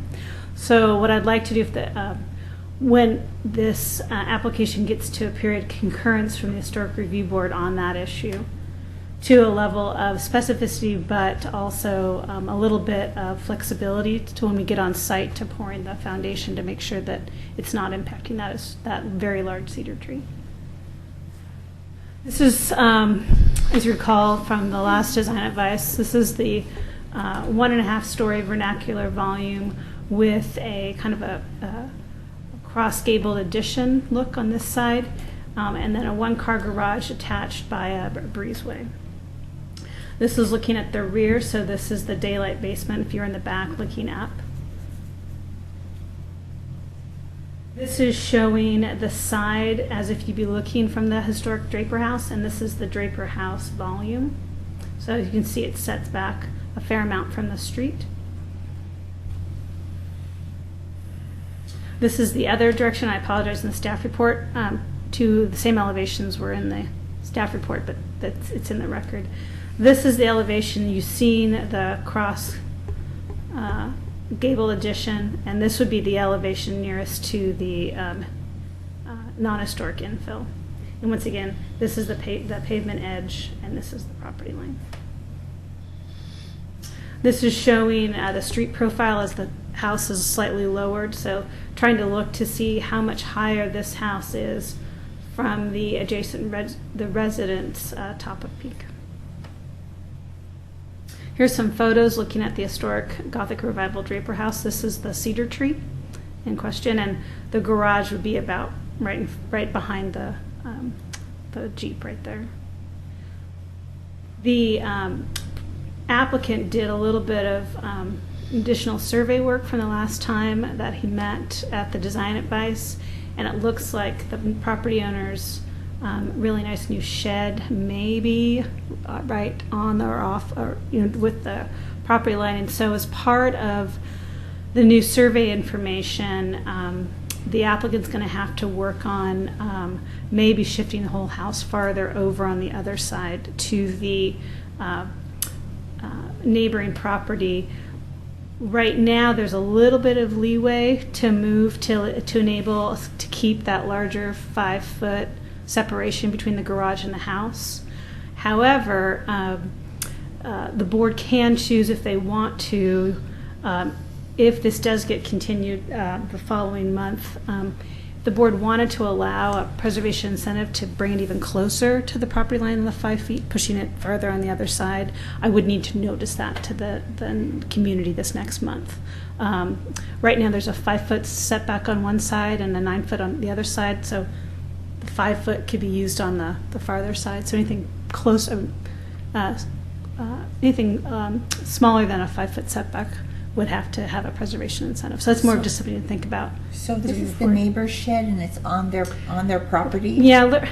No, it's shocking in the historic district. It's and I don't have all the specific information. I can leave that to the applicant, but they're learning more about where the actual property lines are, and it's a little bit different from where they thought it was. So if it is on their property, it's up to the applicant to move? No, but it may have impact of where the garage makes sense and kind of how the house lays out. So there's no option to move the shed? Well, I'm going to leave that for the applicant right now, since we don't have as much purview on that aspect. Here's some site photos. This is sitting in the kind of the middle of the lot, looking across the street at the historic vernacular house across the street. This is a side picture of the non-historic late 70s, early 80s infill. So we'd be moving the house closer to this house if that's one of the options. Here's a Google photo of the two houses. Thank you. When were those built? 70s? I saw 79. Yeah. So based on the conditions of approval that's recommended to staff, Mr. Edgar turned in at the previous email that I had incorporated in your agenda, looked at a number of issues, and two I thought that there were enough findings in the guidelines that merited revised conditions from what the applicant submitted. So the first one is the location of the garage, a request that's set back further without impacting the cedar tree, and that's conditioned in the report. And if we can move forward with a little more detail on how far back it should move. I think at the beginning we looked at to bringing it closer, knowing that the farther you move down the hill, the steeper your driveway grade is, and making sure we're not creating a driveway grade that is not only maybe potentially unsafe, but also is not a good selling point to the new house. So also knowing that in that area the grade isn't as steep, but I think the goal was not to push it so far back that we were creating a very long, steep driveway.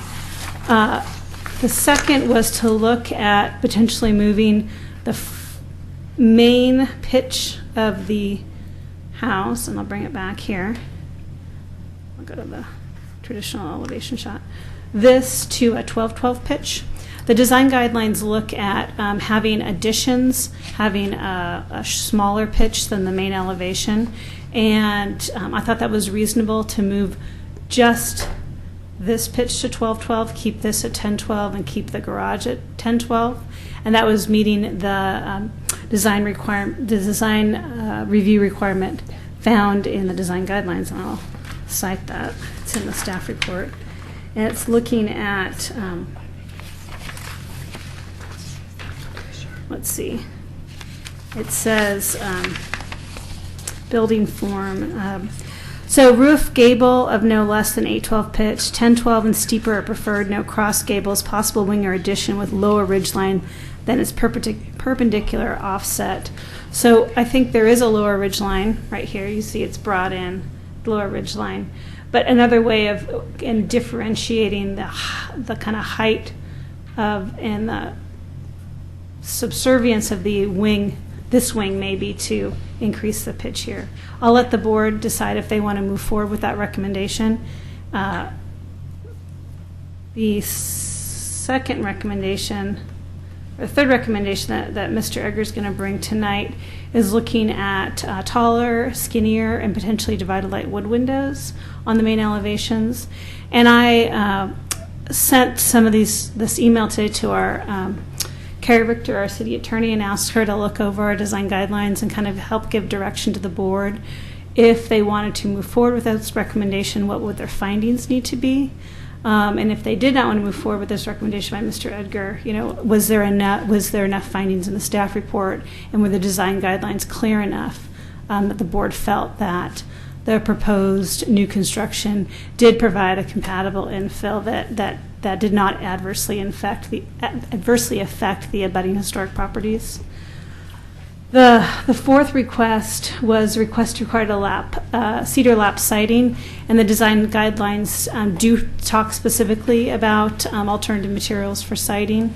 And I do know, being involved in the design guidelines with Mr. Dortnack, there was an understanding of looking at new materials, specifically cement board siding, but to look at them based on, do they meet generally the historic reveal and proportions of what the wood siding you would see on the historic home? So it's not necessarily you have to replicate with the alternative material, but are you providing a clear enough direction that it encapsulates kind of the dimension and the style to a point that you can say that this is compatible with the historic siding. So it was never meant to be a replica. The board was never meant to look at it as this is a replication, because you can't replicate cedar siding with cement board siding. But was it a reasonable proportion and reasonable design that you still get the feeling of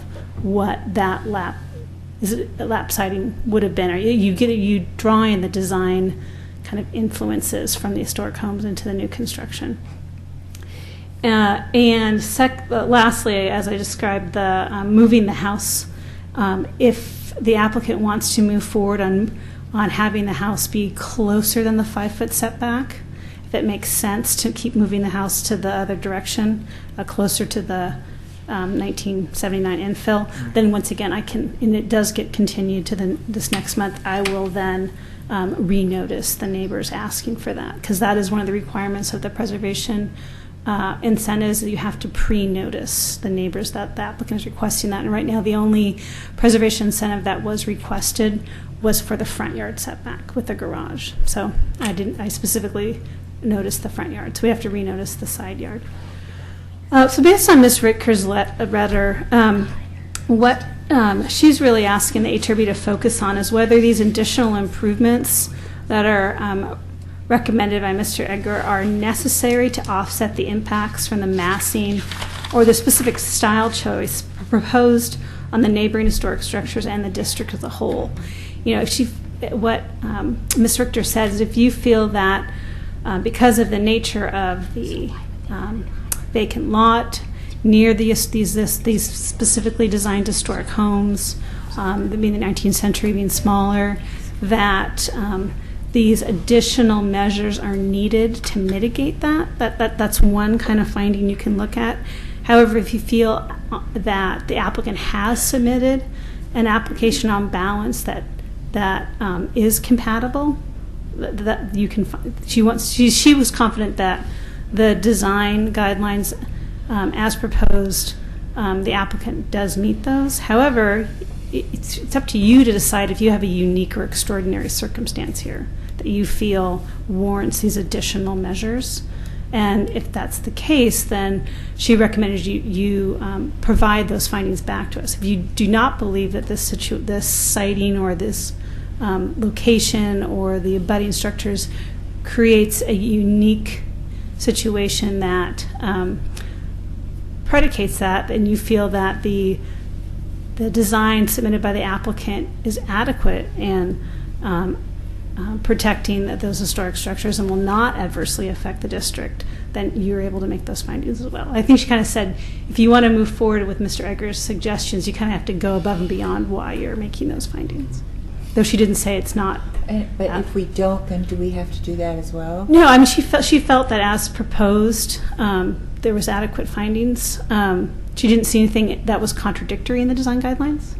So in your situation, these are the safe harbor, these are the design guidelines, but they're just that, they're guidelines. So do you find a unique situation here that warrants this discussion? And if that's the case, then she says, please provide the findings to staff and within the record to explain that.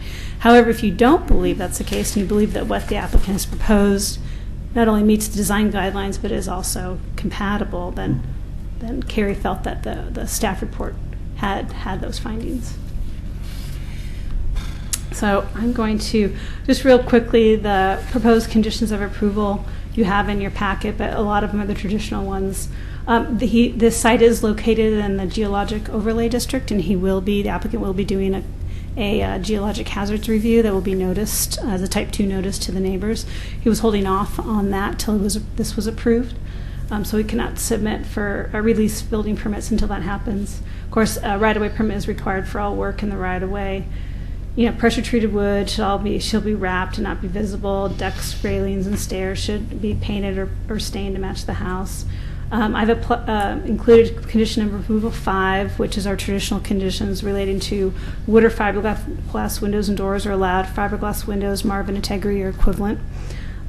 Wood or minimum 8-inch reveal smooth composite cement board siding is allowed, and simple vernacular style lighting. So as is, this is more of I've included the traditional design guidelines, conditions of approval for materials. So this, if you see a need to modify that would be the condition you would modify. Number 7 is a little bit vague, so if you do feel you need to allow additional direction, let me know, but that they should increase the front yard setback to the detached garage if it can be shown that the increase will not affect the drip line of the large cedar tree. And then about the revised survey. And then finally, number 10, I'm going to go back to the site plan. I felt that there was some additional landscaping that was needed. The design guidelines really talk about kind of the sylvan aspect of the Kenema and buffering new construction and using landscaping. And there is that nice large cedar tree, but right now the applicant has proposed just some rhododendrons right here, and I felt 2 additional trees somewhere in this area that had a mature height of 30 feet along with some additional shrubs on this area as it relates to the property owner next door. And those were added prior to certificate of occupancy, so we can actually have the house built and try to figure out where those additional shrubs make sense rather than line iteming a specific landscape plan. Exactly. Yeah. So that is, and so if you feel that that is that needs to be modified, do let me know. So this evening, Mr. Egger did make in the email a request for a continuance, and per the ORS, I'll quote it from Carrie Richter, at the first evidentiary hearing, anybody can request a continuance and it has to be honored. What her recommendation is to just leave both the oral and written record open till next month's meeting. There's some complications of doing some 7-day written open, and then you have 7 days to respond back. But honestly, we're meeting in a month, so her recommendation is a lot easier, just to allow the record to be open the whole time and allow anybody to turn information into the record. And then the board can close it at the June meeting. But however, that I'll let Mr. Egger confirm that he wishes to continue that request. If he does not want to continue the request, the board has the ability to hear deliberations tonight. What Ms. Richter recommended was the board hear the staff's presentation, the applicant's presentation, testimony for and against, and then at that point, Historic Review Board can direct staff or even the applicant if there's any additional information you feel is needed to be entered into the record this next month. That'll help you. It may be nothing, it may be something specific, but that's the time. But she did not recommend to move forward to deliberations if that request for continuance is asked this evening. Which it was. Right, and I'm going to ask for, yes, I'm going to ask for a confirmation just for the record. Okay. And so that's all I have. I'm open for any questions the board may have. If there aren't any questions, we can proceed with the applicant. So if the applicant would come forward, I'm going to start your clock. You don't have to take the whole time, but I'll kind of do a 10 thing because I'm just a gimp. So Yeah, thank you. I'll give you that warning. But you guys state your name and And feel free to use the. Sure, thanks. I'm Bill Heinz, the builder, Mountain Ridge Homes, P.O. Box 1, 2, Bowling, Oregon. Bo Robinson, the designer. Design Providence LLC, Portland. Okay. Are you guys? Can you come up just a little bit? Yeah, there you go. Okay, go ahead. Trying to understand the process and where we're at. I think really looking for guidance at this level. We came in a couple of times ahead of time and tried to meet with the appropriate parties ahead of time. Thought we had a pretty solid direction. Just a couple of issues that some of them you never know what they're going to be and you expect them to come up, and some other ones that you don't necessarily expect to come up, but they do. So again, guidance to try to figure, as a builder, I build from plans, so I always have my structure on the appropriate step 1, step 2. So I think that's what I'm looking for today. There was some information that was sent over today I didn't see until late in the afternoon, so I haven't had a chance to fully process that. Some of those I might be able to answer those questions if there are questions, but again, it came over today and I just didn't see it till this evening. The biggest issue that I was thinking that I had was Greta. We have a building and a plot plan, and as we've moved on, had Centerline Concepts come out, and Greta's building, I think, is pretty much on our property. That's the owner of the That's Draper the owner of House. the That's the shed. shed. Yes. Yeah. So I haven't talked to Greta. We had an initial conversation and decided that we probably needed to take a little time, and because I didn't know it was there either, and I know that she didn't know it was there, and so you got to come up with a game plan. And I kind of backed off of that because we had some other issues that came up as well. So Greta's building, and there's a tree, and when Centerline came out, we also found out that we have a lot that's 80 foot wide instead of 85 foot wide, so that comes... Can you... I'm sorry, would you repeat that? You found out that you have a lot that's how wide? It's 80 foot wide. Are we able to come down to a plot plan? Yeah, that's what I was attempting to do here. I see it right here. On the wrong way? Actually, go to the very beginning. Drawing number 4. 80 instead of 85. Yeah. Yes. Oops. And if I would have... We're done. I didn't know we could turn in additional paperwork. Had I known that we could have, I would have turned in... You can this evening. Centerline. I might have to... I didn't bring additional copies, so I'll set this if you guys would Just like to look at it here in a second. So I'll be entered Exhibit 3, and I'll make a photocopy before we leave. Okay. So when Centerline went out, they maintained our side yard setbacks, and they decreased down to 2.2 feet, and Christina had mentioned some of this in the process. So we pushed the garage and the house together, so there's only a couple feet in between. There is 9.5 foot on the right-hand side, so there's definitely ability to move the house over to the right, whether we go further than 5 foot or not, which needs a special variance. Might need some guidance if that's a proper thing to do or not. I believe that the corner of the garage, as it sits with this plot plan, is the back left corner is about 2 foot, maybe 3 foot into an outbuilding that Greta owns. Wow. Then, therefore, with the garage being 5 foot off of the property line, roughly that building is about 8 foot onto this piece of property. That's the majority of the building.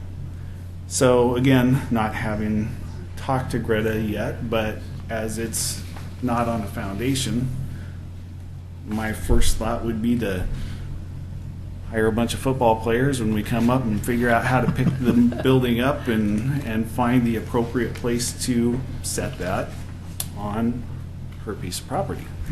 Again, I haven't confirmed that with her yet, but that would be the first thing that I would think of. The tree and the garage setting. I went out there and measured the back of the garage as it sits, with Centerline having done their staking. Appears to be right about at the drip line of the tree. Therefore, and if I pull a measurement from that stake to the base of the tree, it appears to be 10 foot off the trunk of the tree. Not an arborist, but I think that means that if we push back any further, that it's going to affect the tree. Yeah. So those were the issues that I really thought I needed to deal with. Paul had brought up a couple of other issues, which there was a time and a discussion, at least the way that I perceived the discussion, that I thought everything was good. At this point, it doesn't appear that everything is good. The roof pitch, windows, grids in windows, and siding is new to me. So I'm not sure how to proceed with those. I don't know that I have enough knowledge. Some of those might be acceptable. Siding I definitely can't speak to today because I just haven't done enough math to know how that affects me financially. Excuse me. So, time frame, of course, summertime, I would like to start to build. I was thinking I was on a certain schedule. It sounds like a 30-day extension is a given thing. That is, am I understanding that correctly? It's definitely going to happen that we're going. Requested this evening. Okay. Requested So- but not confirmed. Fair enough. So for me, and then I know we're probably starting to run out of time. I don't know if You got Bo 7 have minutes. a couple of comments, but And you have 8 that minutes left. brings me back to my initial. I'm looking for guidance. What issues have I not addressed in the past? Because I tried to hit those ahead of time. What questions would you have for me? Because my belief was this was a very complete, to the best of our abilities, a very complete, detailed package that maybe there was going to be some questions. Again, that wouldn't surprise me. But again, I didn't know what they would be. So, Well, I'll tell you, you guys have been very forthright in coming before us and looking for advice and being very honest and sincere. Not a problem. I think that's fantastic that you wanted to do that, and I'm still feeling that you've done that. You've gone the extra mile. There's no questions there. There's no issues. There's no change from what I've seen you've tried to do. There's nothing here that you're trying to escape or be malicious about. I think you've been very, like I said, sincere about it. I would think that because you've come before us, I think we could probably be in agreement on that. So you've done everything you can, and you've done a great job. That's all I can say. I'm not going to be, one way or the other. I know where you're coming from. You want to be planting this thing right now. And I don't want to see you have to keep prolonging this. But we got to go through the steps. We've got to go through the procedure. And you've submitted. There's issues that have been brought up. We all got this afternoon from the attorney and from the chair of the neighborhood. So, and I was just digesting it myself. So there's a lot of issues there that could have been brought up sooner rather than at the 11th hour. Anyway, I don't have any other questions for you. I don't have any issues for you. I think all I can do is really just reiterate what you just said. So, yeah, I'm not into the 11th hour. Let's do what we can to stop things. I don't believe in that, but I also believe in process. And everybody has a right to the process up to the 11th hour. As an advocate for Bill, I just, we've, I like know you said, sincerely have tried to do everything that is the proper way to do things, and we really do want this to come out, right. to meet everybody's expectations, which within reason. And it's a little bit disappointing, I guess, if it does get extended, only from the standpoint of we've made such a strong effort, sincere effort to do things the right way. I know where you're coming from. It's cost, and anything that's incurred is going to cost, and your bottom line is tight. But I also know the neighbors are important. The neighborhood association's important. Where you're putting this is a very sensitive area. So there's got to be that. You got to find that happy medium so everybody knows it's a good thing for the neighborhood. Yeah. Anyway, Though it may not speak directly to this issue, you also don't want people coming to tour the house and neighbors complaining about the situation in the process and other things either. So at least it's out now and not hard feelings being felt. So, but it wasn't by the board. Where this is at is not because of the board. You followed the right process, and coming here twice, I think, was more than anyone expected Yeah. before you came here today. I did have a question about the windows, the sizing of the windows. That was an item that came up. What was the driving factor for the proportions of those? To, I guess, be in keeping with, historical proportions as much as possible, with also functioning within inside the floor plan, the actual space inside as well, because that is an important factor in how the house lives, as well as what it looks like from the outside. So I think there are 3 by 4 6 on the front of the main level. I think it's pretty reasonable for that to be heightened. Sorry, what size were they? They're 3.0 by 4.6. Boy, you could even go to 5.6 on that. Right. Yeah. It's going to be a 4.6 little is bit pretty strange in a closet and a bathroom, but I think that's something that seems pretty reasonable to debate about, as far as value on the outside versus practical use on the inside. So. Yeah, and even going to a 12, if you're stick framing this thing, Are you going to stick frame? It's set up to be attic trussed. They're attic trussed. Right. So going another 2 on the pitch is only scary for the guys putting them up.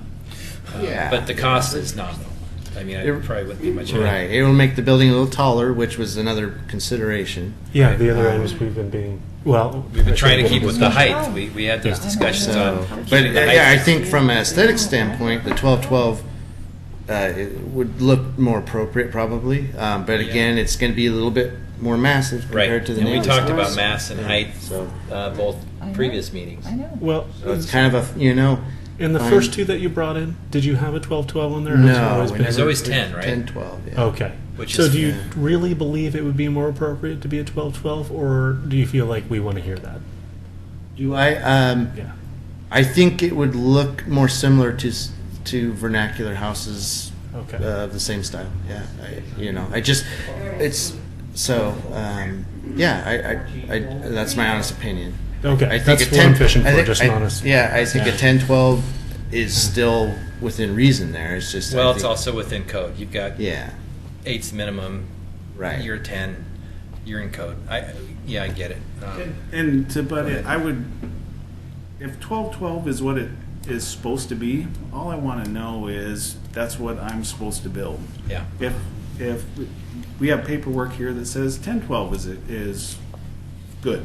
That's right. So we built something, we designed something that was 1012. So again, I would come back to guidance. If it's supposed to be 1212, just Right, let there's a me range. know it's supposed Just to say be it. 1212. Well, you've got 2 contrasting issues. It's the height versus the roof pitch, and so The massing. I think sometimes the massing. So it's give and take, and I think based on the neighbor's house and the height of the neighbor's house, maybe having a little bit lower profile is maybe a better thing,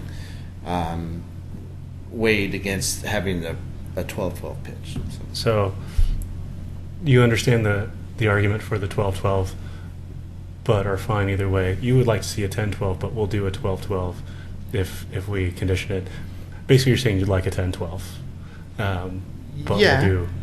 Okay. I would, if it was conditioned, yes, I would do that because I could understand it. Again, I think a 10-12 looks good, but I don't know that that I have issues if you guys tell me it needs to be a 12-12. Right.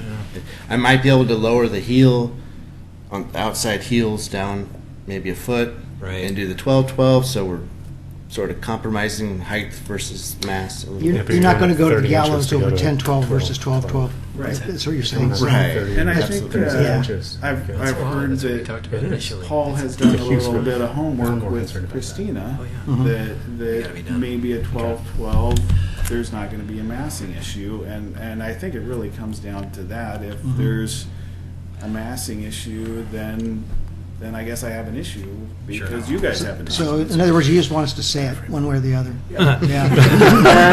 All right, well, we're going to cut this. We're done. Thanks.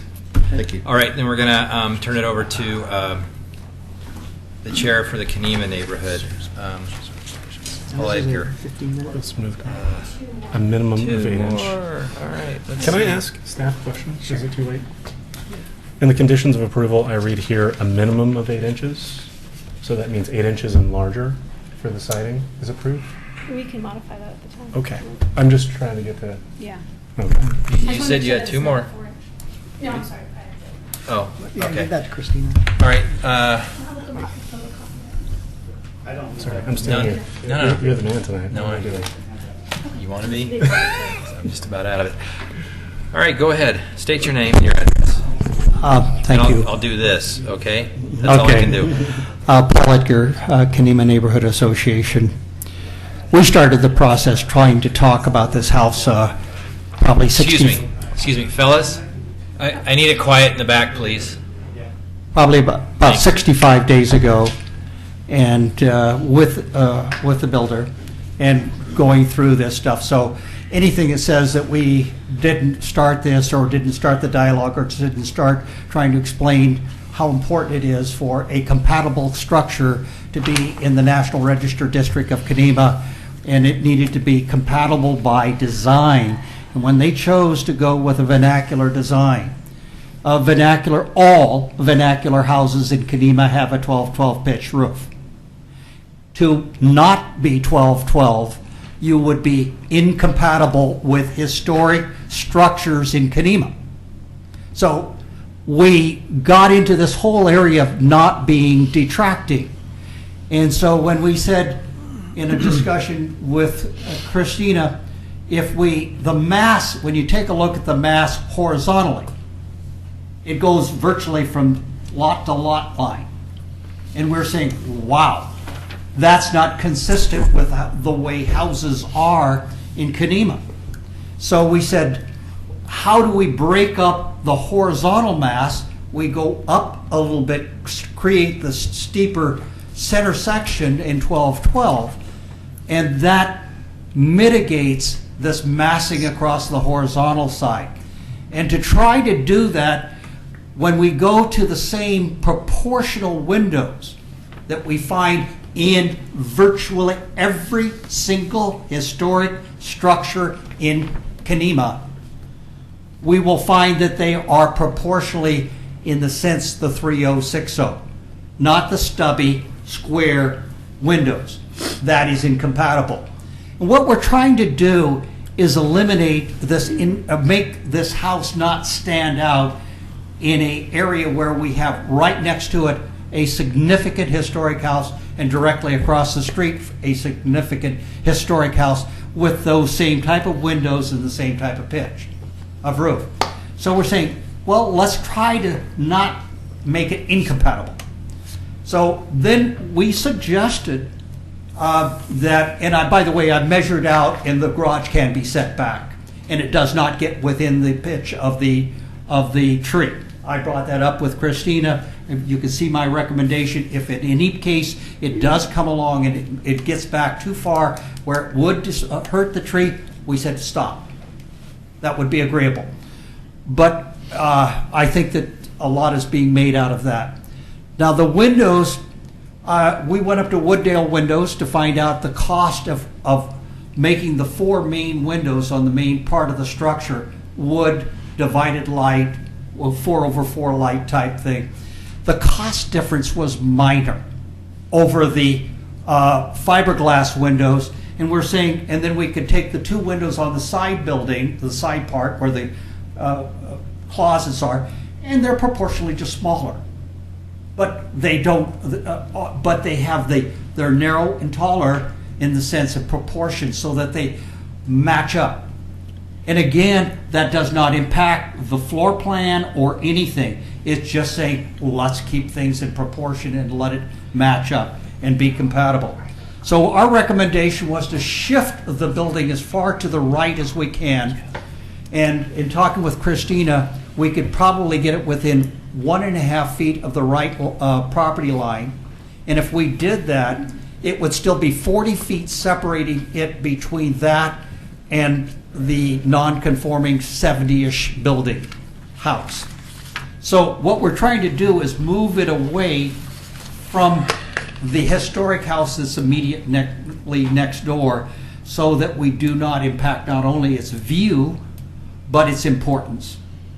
Now, by going up and doing a few things, and I brought in some standards to show examples of how what the existing siding is within the historic district, and what so we have 2 of those standards, and then and this is permanently now something available to the historic district or to the city. And then the Hardy. What we don't want is this is the upscale Hardy smooth with the indentation in it. And this is what they call their colonial design. Okay, and now the key to this is compatibility. If every one of the historic houses in Kenema have historic wood siding that does not detract, and we get into something that physically detracts from the appearance, look, and feel. What's the middle? Sorry, they're asking what's the 2 other ones? These 2 are historic sightings. These here, this is ones that was done for the 1874 house on 4th Avenue. This is what you'll find majority of the houses in Kemah and Oregon City have. Over here in the center is getting wood replica, which is from Lakeside Lumber, and they've already done it, pre-primed it, and it's finger jointed cedar.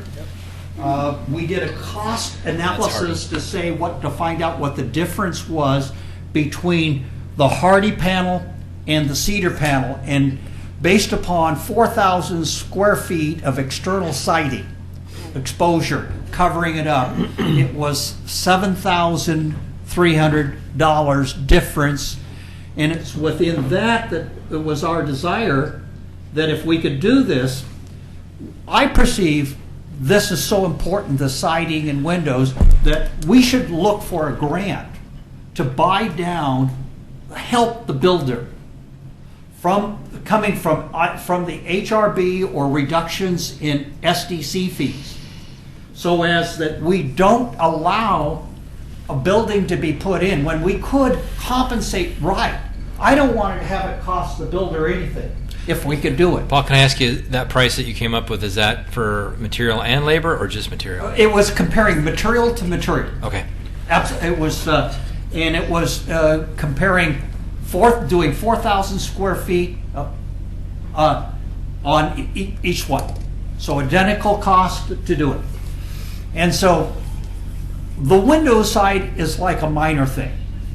And we said, just do the windows where the street view is. What you do on the back side could be fiberglass as far as I'm concerned.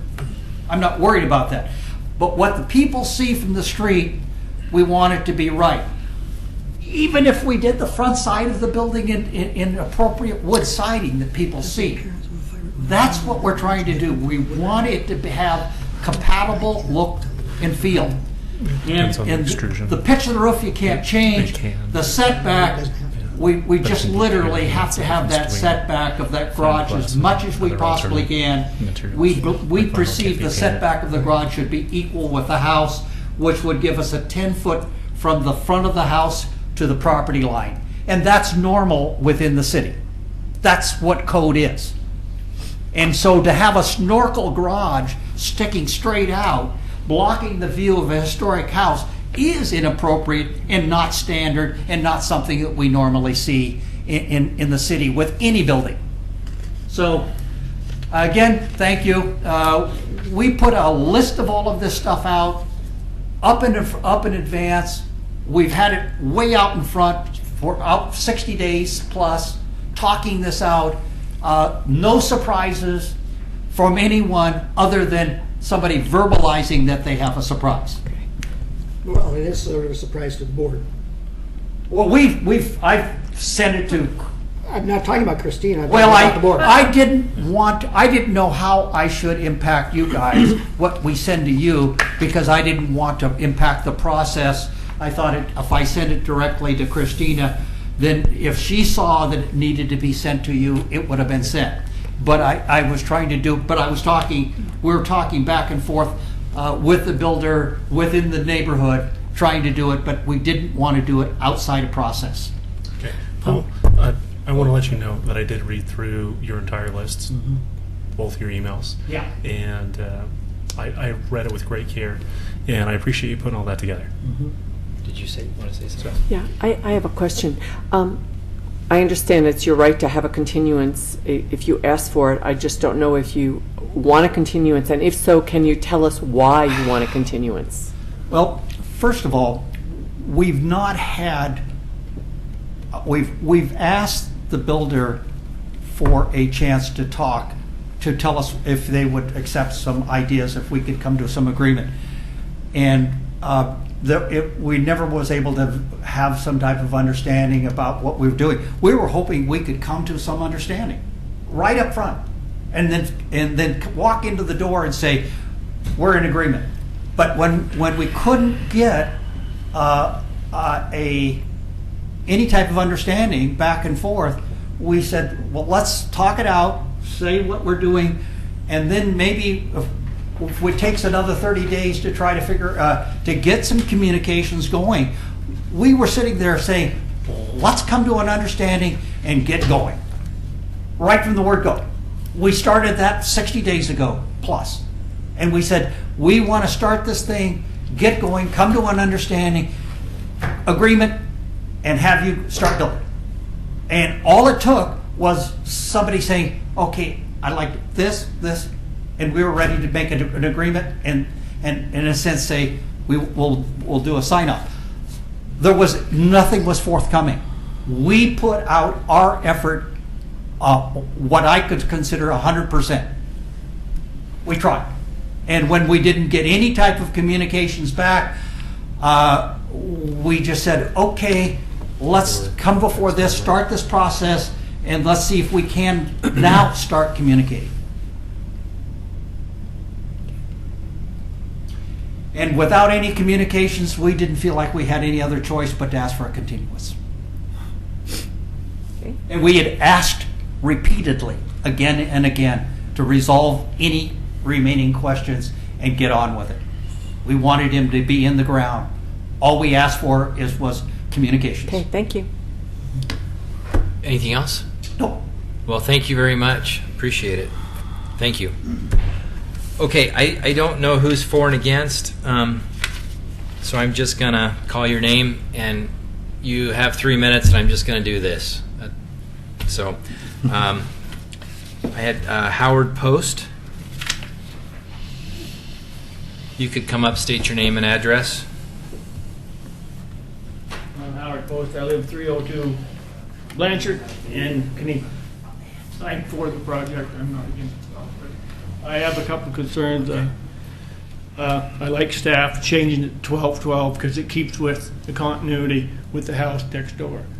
Down the road, the houses are all 70, so they don't really kind of fit in. But none of the houses there have the garage sticking out. They're all flush. So when you come up to see this house, Greta's house on the right doesn't have a garage. And the one on above it is offset, so you don't really see it. The second thing is I think the garage should be moved back to be flush. I dealt with that. You guys have an opportunity here to make a show house, taking it back to kind of the old historic where it used to be, where the 70s and 80s that kind of went to heck. And there aren't going to be many more houses built probably in Kenema because there aren't many more lots, but this is going to be a show place on 4th. And I think the builder will work with this, and it looks good. And I think it's going to be really good. And it's going to be a show place, and you guys can help move this on, I think. That's all I have to say. All right. Thank you. Thanks. Thank Greta. Shayless. Okay. Please come forward, state your name and your address. I'm not big on city meetings here, but I'm gonna do my best here.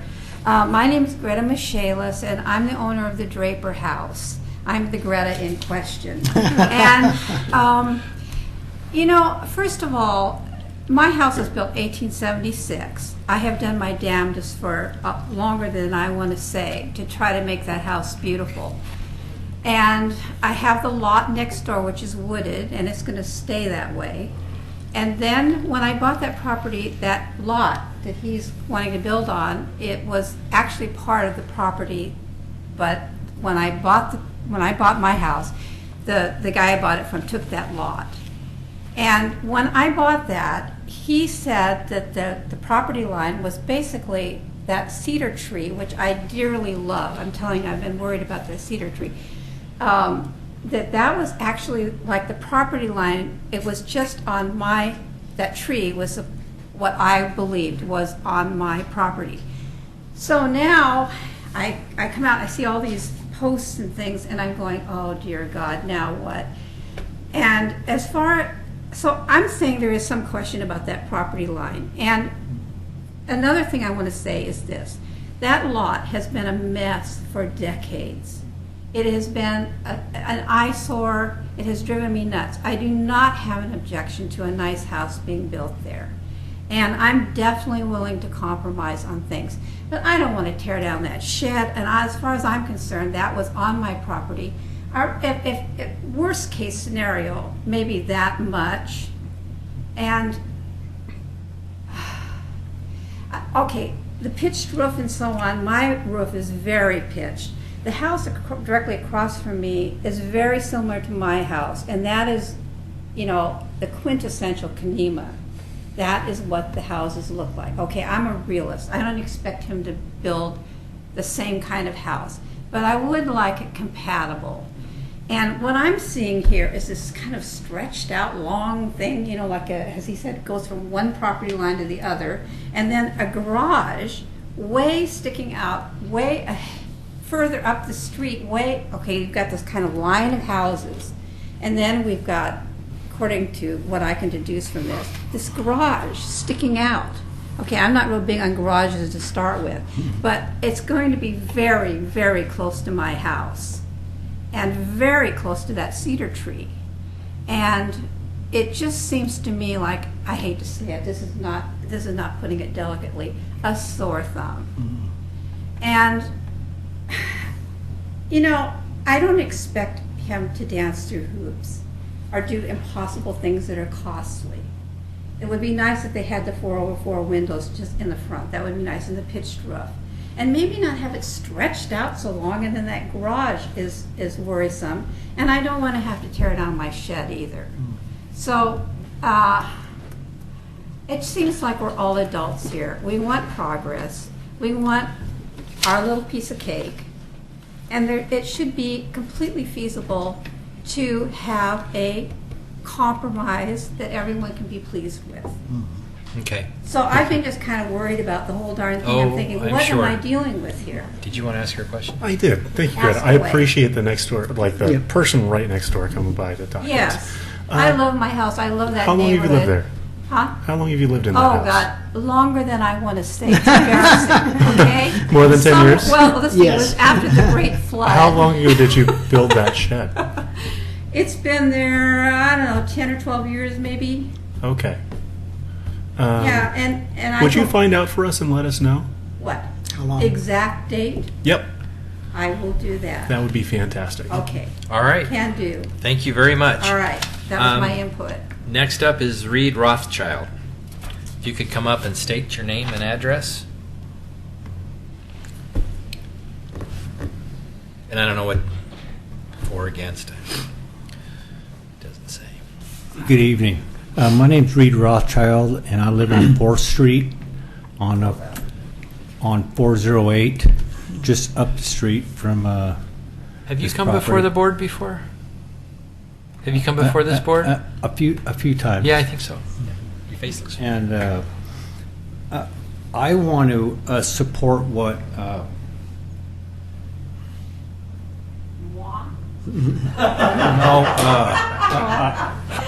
Howard Post says. Oh. So that'd save a lot of words. Okay. And then I want to move on to see the pitch of the roof should represent the other historic homes in the neighborhood because it is so significant where it's being placed. On the garage deal, I don't know why we couldn't put the garage on the other side of the building. Then you could have two buildings next to one another that would complement each other.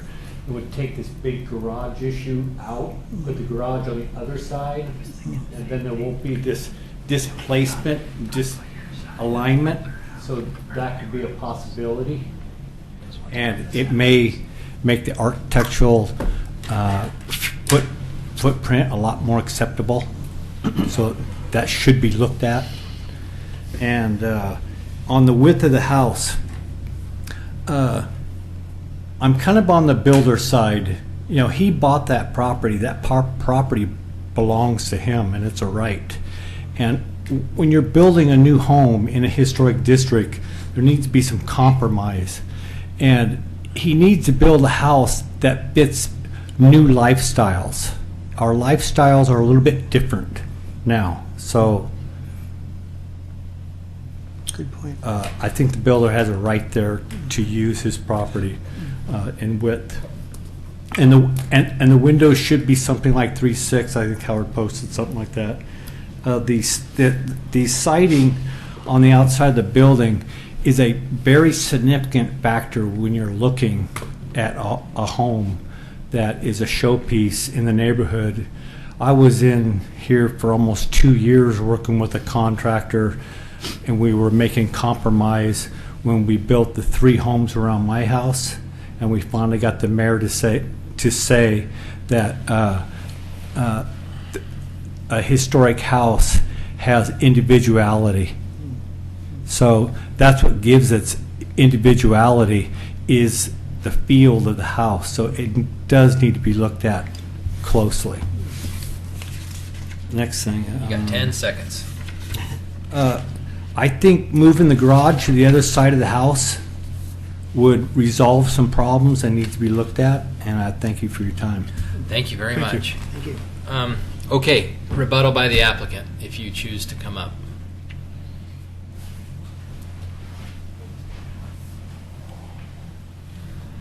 Much time for that? Yeah, but I don't know how much. Let me. I think I give you like 5 minutes or something like that.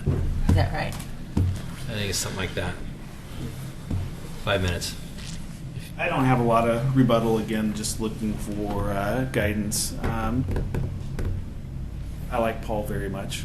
Seems to be a nice individual. Sometimes people disagree. I don't really agree that we've been talking about the issues the way he represents them for 60 days. We did get together. I think the style of house, a lot of the things that we've done, the fact that the garage was on the right-hand side to start with, and we moved it to the left-hand side as part of compromise to get to this point, was one of the things that we all developed. There was a conversation the day that I turned this paperwork in to Christina. I also dropped the same packet off to Paul. That night I got a phone call of him complimenting Bo and I on how he liked the design, thought that we met all the criteria. The only comment that he made that night was, my personal opinion was, I would have liked to seen a 12-12 pitch. There was no other mention of any other items. A week later, I did get a call. He brought up some other items. We got together, not sure, but roughly a week to 2 weeks after that. I think Howard Post was at that meeting as well. We talked about windows. We talked about roof pitch, a couple of those kind of items.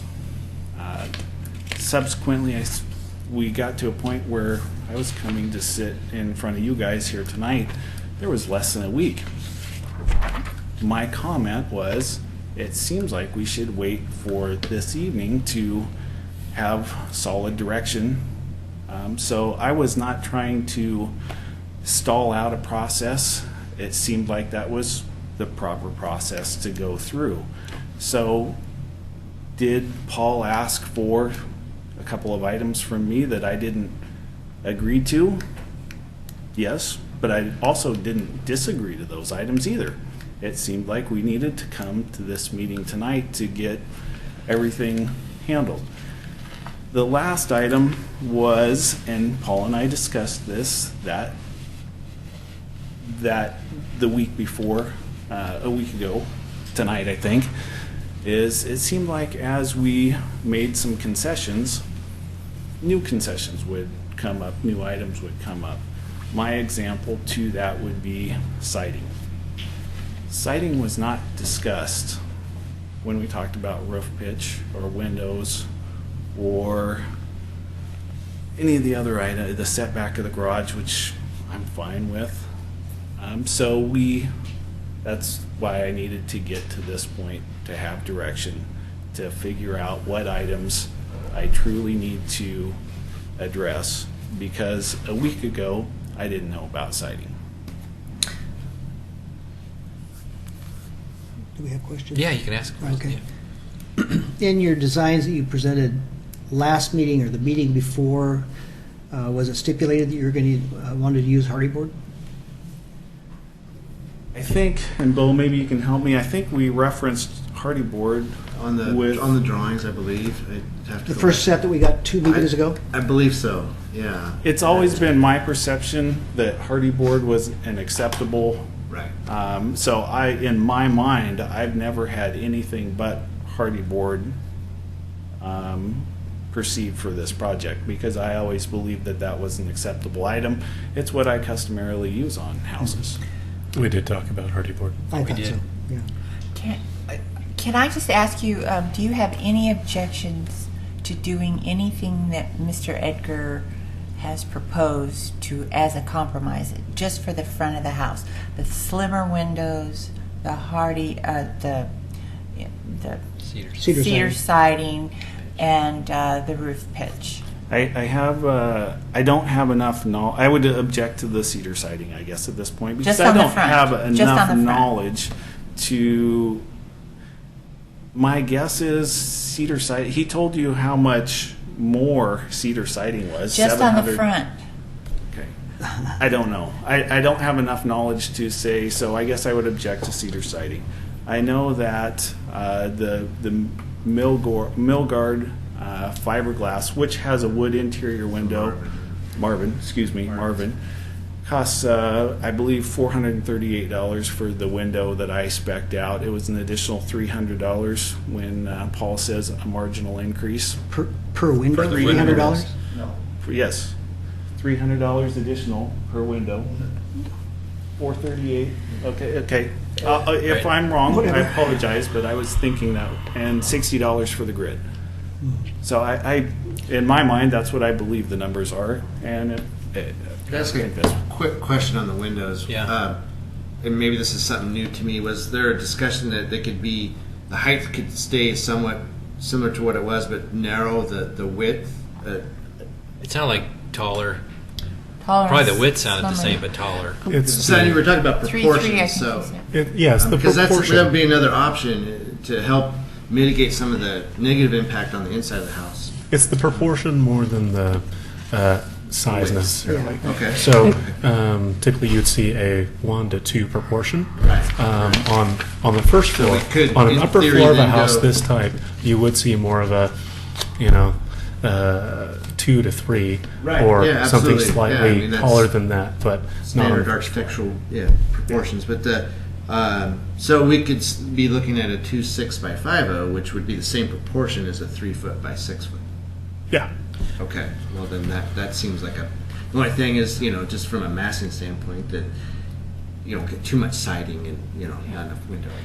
And the question I have about that is, if you change the size and shape of the window, how much less glazing do you have, and how much less light or more light do you have inside? No, that's certainly Well, yeah, it consideration. does affect that. Yeah. Okay. Do you, So, a couple of things with the windows. Ultimately, as long as I meet egress for my bedrooms upstairs and I can fit them in, that's fine.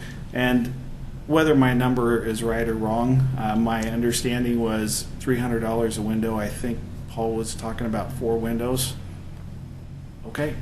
I'm fine. If I'm talking about 4 windows, $1,200, I really don't have a problem with that either. But it's siding and pitch? Is that right? No, I don't think I have a problem with the pitch. I don't think I really have a problem with the garage setback. I It's the would siding. It's the prefer siding. not to do the windows, but I can live with the windows. The siding, forgive me, I just don't think I have enough information to tell you Yeah. I agree with or don't agree with the siding. I think the siding is going to be substantially more expensive, but I can't prove. I don't know. Sorry. Actually, we're done. You guys are done. But thanks. Okay. If We you're can- gonna, We can open. I just had If two we do that, quick- we have to open back up, which is fine. We just have to Yeah. bring her back up. go ahead.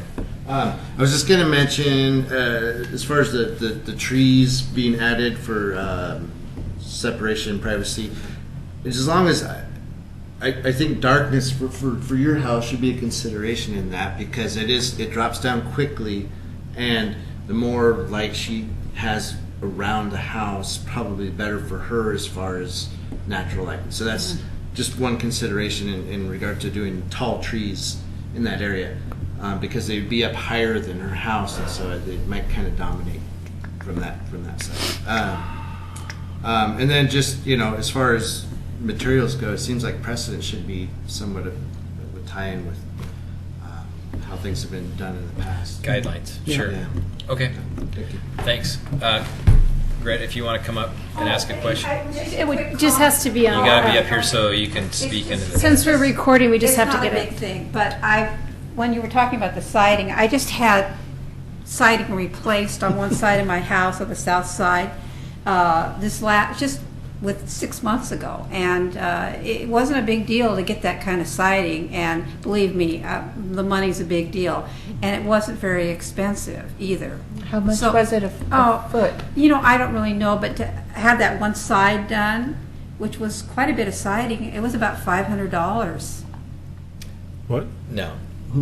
Yeah, the guy I hired, yep, it was. Yeah, it might not have been licensed. It looks really nice. Because I know that's, if you're looking at siding, that is think the you call most that tongue and expensive groove.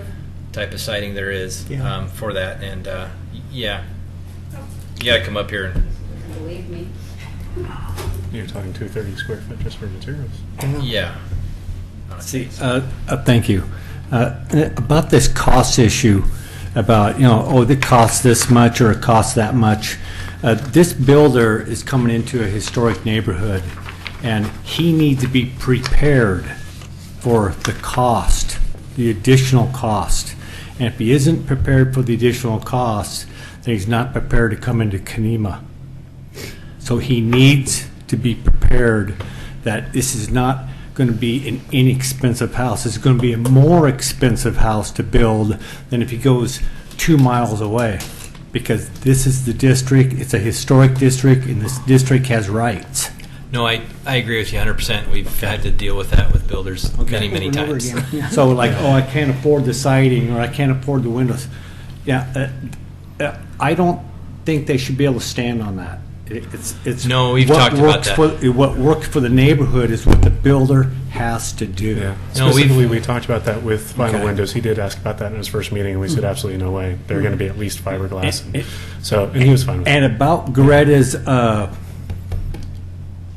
don't know what that little building is, that little outbuilding. The shed. Shed. If that is infringing on the builder's property or infringing on the builder's design, that needs to be moved. I want to be on Greta's side, but I also have to be on the builder's side because he's making a significant investment, which is really making our neighborhood a nice place, and there needs to be compromise. So No, we agree. We always okay. tell people, our builders, that if you're going to move into a district and build, you got to play by the rules. And it does cost more. We agree. I agree with that. And, and so I'd like to have Paul Edgar come back up, please.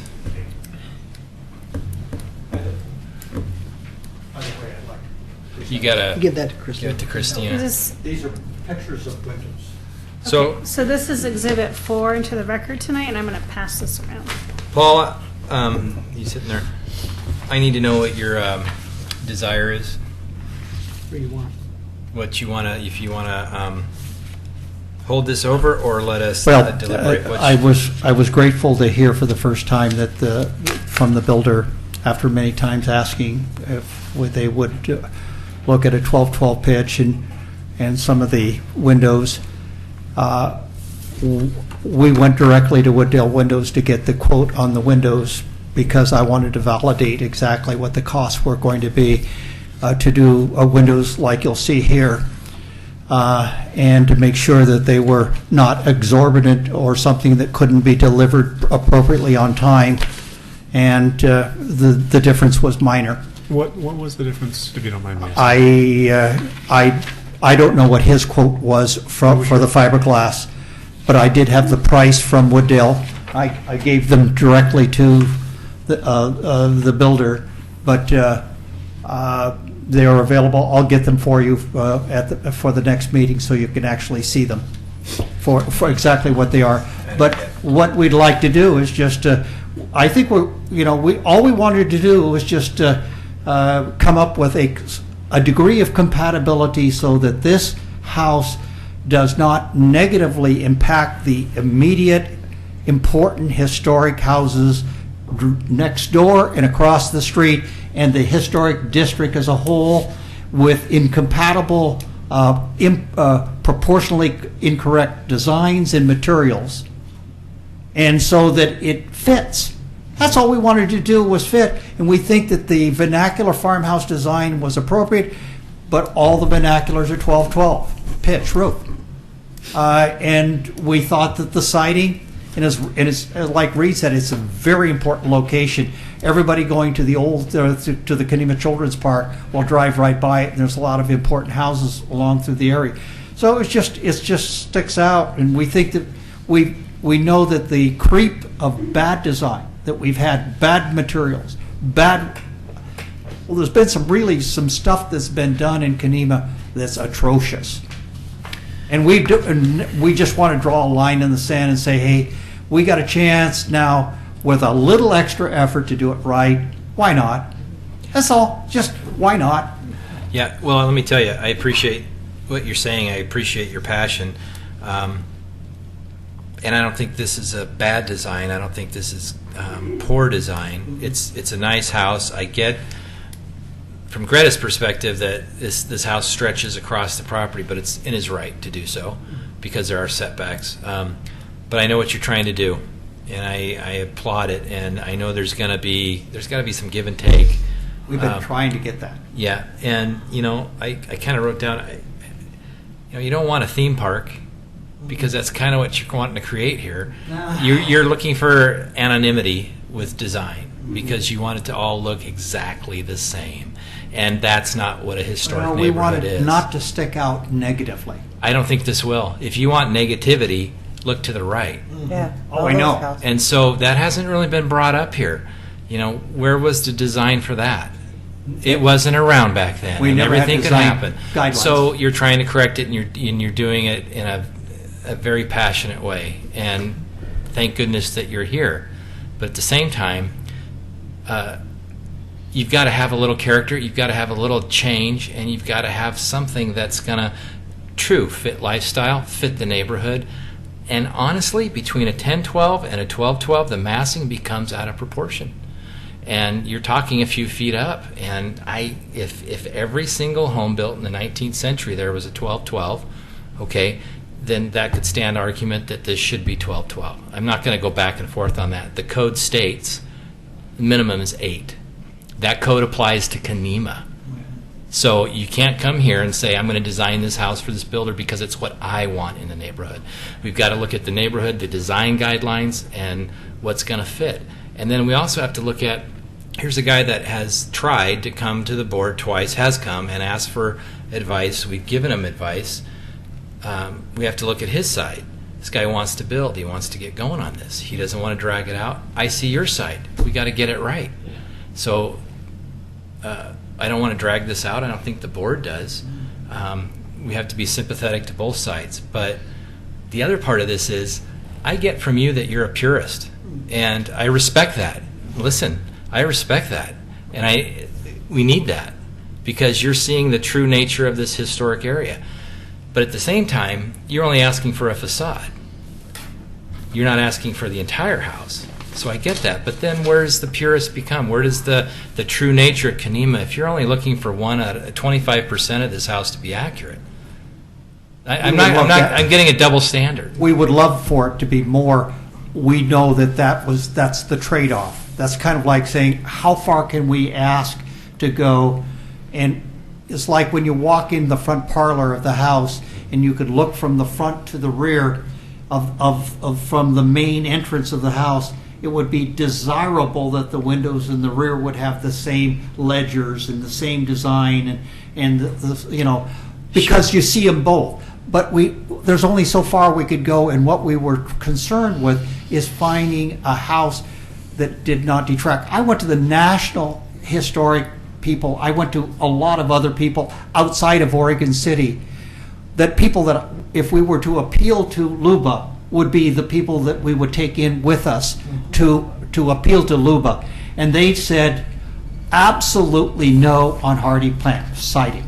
They said, we are 100% in agreement with you, saying that we feel that would be very detrimental to the National Register Historic District of Kenema. They also said the proportionality of the windows. Yes, you're right on it.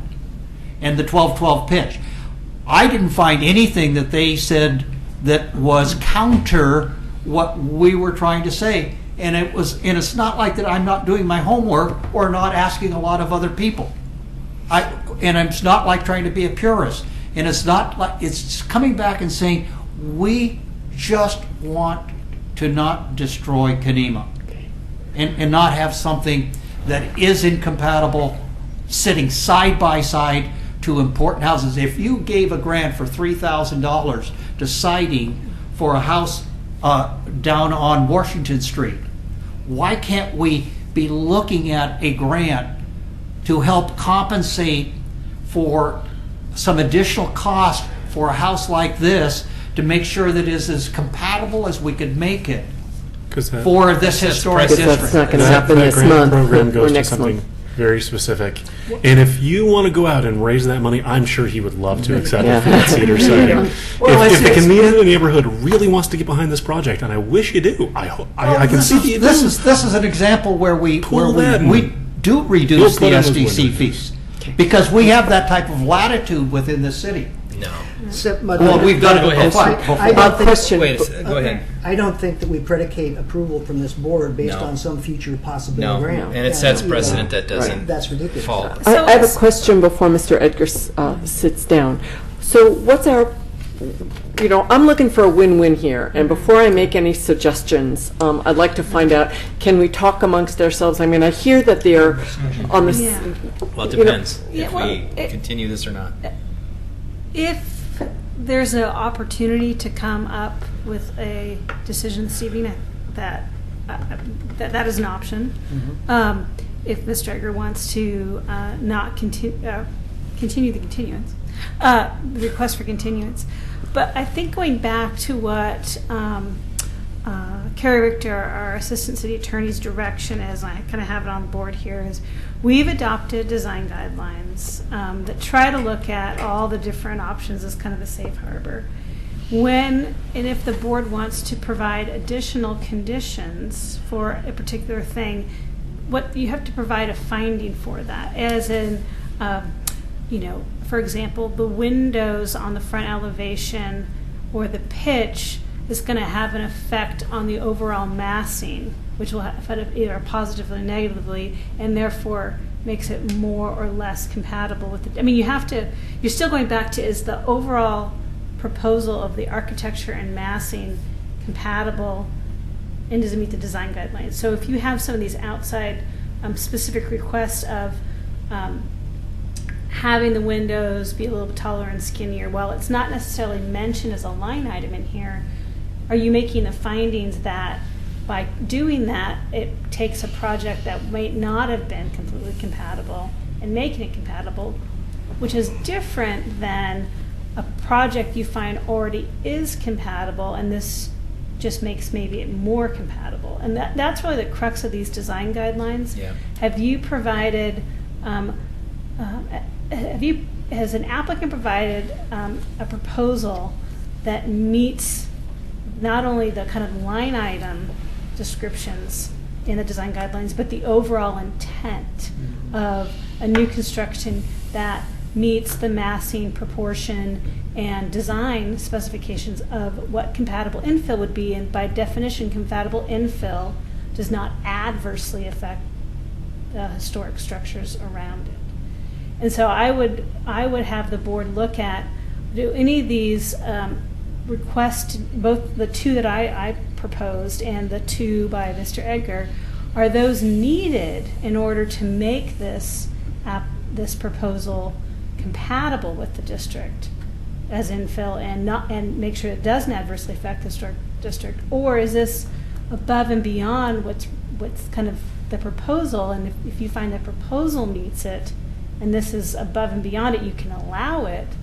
But I would make sure that you make those findings of why you're choosing to require those, because on balance, you're still looking at the overall proposal. Because you could still have something that meets all the check boxes, but still isn't compatible. So you have to meet both. But that goes back to my question of, you're talking about our findings. Well, I don't know if we can even talk about what we would want our findings to be if there's a continuance. Right. The direction I received from Carrie Richter was obviously not a final decision.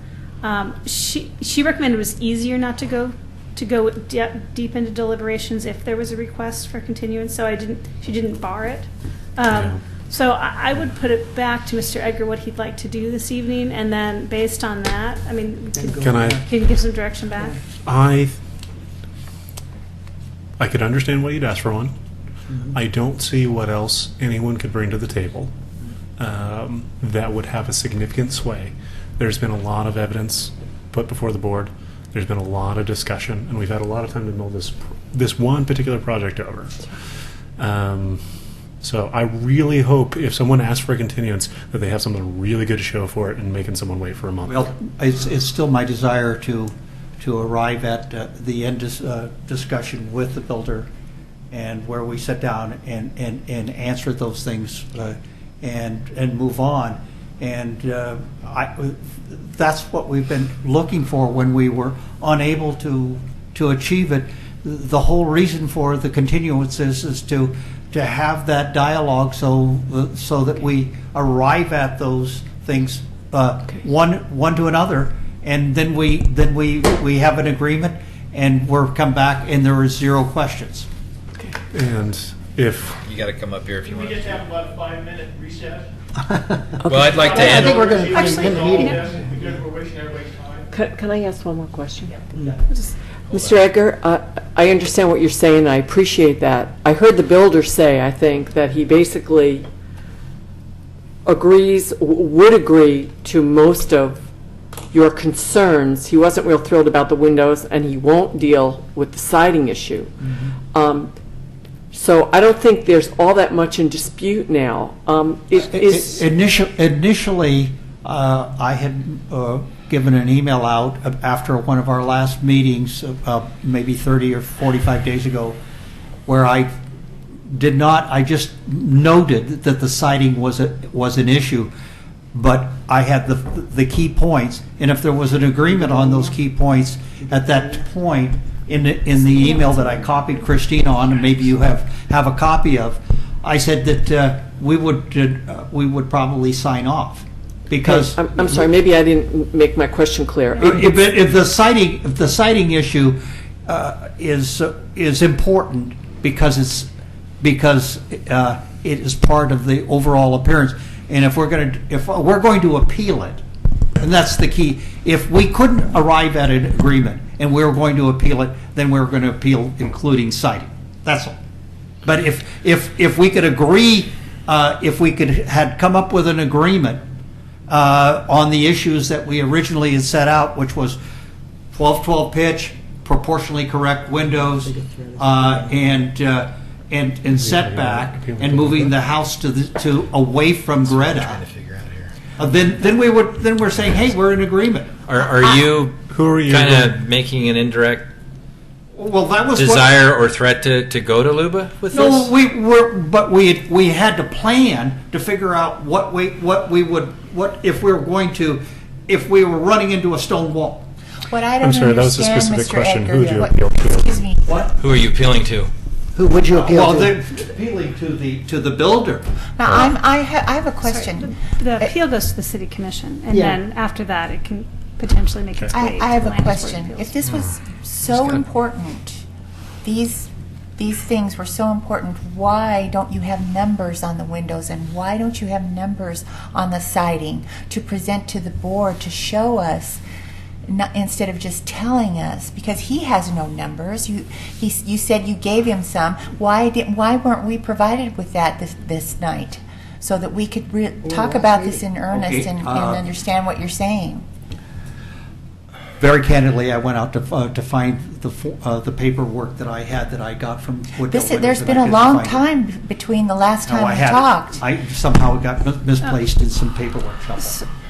I'm sorry. So, just real briefly, what I'm hearing, I guess it comes down to, I know the board feels that they're ready to make a decision this evening. You have asked for continuance, which you have your legal right to do for next month. What I'm hearing from the board is they don't feel that there's any additional information that's going to better inform their decision. That's correct. So it's up to you in that situation. Can Howard Post and I step outside for a second? We can do a 5 We can do a 5-minute recess, Yeah. but Okay, I'm thank telling you. you, I'm Okay. beyond spent. And in pain. Yeah. Now, here's the thing. Let's say they want. I do agree that there probably should be a little bit more along what would be the northern side, but we're going to end up pushing that building right up to the edge, so there's going to be 5 feet in between there. So, if Generally, anything, I think on mitigation, isn't it typically, the city, they'll start with 2-inch caliper. Yeah, but the board has really purview here. You're looking at using landscaping as a way to reduce massing and perceived view corridors. Yeah. Yeah, you can start with a 1-inch caliper. Yeah. No, I think the 2 inch is a good way to go, but I want to point out they're going to be planting 14-foot trees to start out with. I mean, they're not. And those they're are, not planting on they're not cheap. 4-foot trees. They They're aren't. 2-inch caliper. So, Well, yeah. I hear the same thing from everybody. I guess what I worry about is going to a taller pitch with that house being set below the street. All you see is roof. Yeah. Massive amount of roof. And I'm kind of in disagreement that every single roof has to look the same. Because things do change. And we've talked about it so much. So I get that. The garage issues could be resolved. The windows, I don't have an opinion on. So the siding, I agree. It says what it says. And I'm not going to think that we have to deviate from it because, so I don't want to have anything held hostage, I guess. So This right here? Yeah, you go much taller than that, it becomes out of proportion with the rest of it. Okay. Well, So what I'm seeing, a little more direction needed on the front window elevation. I think Condition of approval. I agree with Derek. The proportion, 1/2, they could be taller. Those front windows on either side of the doors, they could go taller. Yeah, these guys. Yeah. I guess the question is divided light wood proportions. Those are kind of the 3 outstanding. Fiberglass is fine. When you get it painted and you're 30, 40 feet away from the street, you're not going to be able to discern between fiberglass and wood. I just don't see the need for it at all. And no one is going to be able to discern. The profiles are essentially the same. Divided light. Yeah. Well, I'm indifferent about that. There's a lot of them in the neighborhood, but there's some, you could do 2/2, you could do 1/1. Some don't have it. I don't know. You could make the argument that you could have some divided light, whatever grids you want on those 4 windows to delineate from what could be an original structure to the addition to the right, because generally that's how it was historically. The addition was always delineated. It was always the cheaper thing than the first part. So you could say that. You could say, those could be 2/2 or 2/1. We could specify what we want on the grids. So, I don't know. Somebody wants to put their foot out there and make a motion. There's nothing else to talk about. I think that the 1-2 proportions are limited to the first floor, not the second floor. I think that's important to designate. Okay. Can I say one thing? No. No? It's closed. Not unless I decide to open the meeting, and I don't think I'm going to. I don't understand how the procedure works. Yeah, once I close it, you can't talk unless I decide to open it, and I'm not going to open it. It's almost 10 o'clock at night. I've been here 4 hours, and I'm past due for some medication. All right. So just so we can move on, this is what I'm seeing as the proposed alterations to the conditions of approval. 5, A, maintain as written, though I do need that final direction of if you're going to require divided light or not, and what they're going to be. I don't have an opinion on it. Okay, right? these So I'm are not gonna- of course going to fiberglass, so these are fiberglass divided light. So think about that when you're making conditions, because I don't have background knowledge on None. fiberglass divided light I'm not going to bring it up. profile. The second 5B, we have wood or smooth composite siding as depicted in the submitted plans rather than the 6 and 8 inch. Just go back to the dimensions as depicted in the plan, but wood or smooth composite siding. Okay. C states simpler vernacular lighting, and this D, this question of the ground floor front elevation 1 to 2 proportion windows. This is the question: is this something the board wants to condition or not? Is that going to kick in the need for reasons for? A little bit, but I mean, it's more of just, what's the purpose behind it? What's the reason why it's required? Knowing that you are doing fiberglass windows, I think Chair McLaughlin brought up a little bit about bringing the divided light in the ground floor, of differentiating the main mass and the second. Those are kind of the findings I'm looking for, but that's an outstanding question. And then it sounds like number 8 is just removed, which is the 12-12 pitch, what I'm hearing from. Correct. Yes. Right, okay. So really, we're looking at modifications to condition approval number 5, and then the removal of condition of approval number 8. Right. Okay, so what's left is just continuing that window proportion and the divided light question. That can be removed. Well, that the board needs to I don't know. deliberate, determine what Does they want to anybody do on that care one. about divided light or? No. No. Okay. Removed. Okay. Well, and then proportion? I strongly feel that the ground floor windows should meet a 1 to 2 proportion or very near that. Okay. Because that is a staple in homes of this era. Okay. So we have an addition of 5D added, which has requests a 1 to 2 proportion on the ground floor windows of the front elevation. Okay.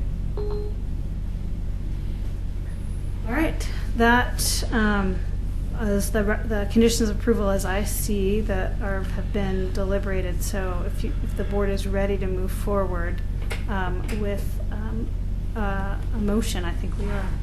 Does someone want to make a motion based on what we just discussed for all these findings? Can we so move rather than having to repeat the whole thing? You can say number 5 as revised, and then removal number 8 is your motion. I move for approval with 5 amended as discussed and the removal of condition 8. Is there a second? Second. Vote? Vicki Yates? Aye. Cindy Toll? Aye. Derek Metzen? Aye. Bob Stewart? Aye. Chair McLaughlin? Aye. Motion carries. All right. On that, we are adjourned. We're done. Not really. Actually, Just, What else? I'll be working with the board this next month on a site tour of the Willamette Falls site. It'll be most likely like a 4:30 to 6:30 meeting. I'll send you. On the Willamette side, the locks and stuff? No, the Blue Heron site. The Blue Heron. Oh, Blue yeah. Heron. Oh, okay. So I will once I get an understanding, I'm looking for a Thursday, so I might send next 6 Thursdays out, see who's available. It would just be the Historic Review Board, and you can have site tours without it being noticed. We'll notice the public without being requiring the public. Can we bring companions? Just the board. So heads up on that. I'll give you more information about the public involvement process. It's going to be starting next month in earnest and very robust and quick over the next 6 months. So we'll get you looped in on that. National Register nomination is going in next month for the 4 structures, the elevator, the Carnegie. Oh, the group thing. Yeah. Right. So that's moving forward. Heard in October. Please come next Wednesday, if you can, between 6 and 7 for Cake and Punch for the Heritage All-Star Celebration. Where's that? I sent an invite a while back, I think a week ago. But from 6 to 7, we'll be having cake and having punch and taking a Heritage group photo of all the heritage organizations, and then at 7 o'clock we'll be receiving the award from the Heritage Council. What day is that? Next Wednesday, June 5th. At where at? Here? Fellas, go forward Right and here. build. Yes. Get your geo done. Nice. This is the building. Yeah. Okay. That's right there.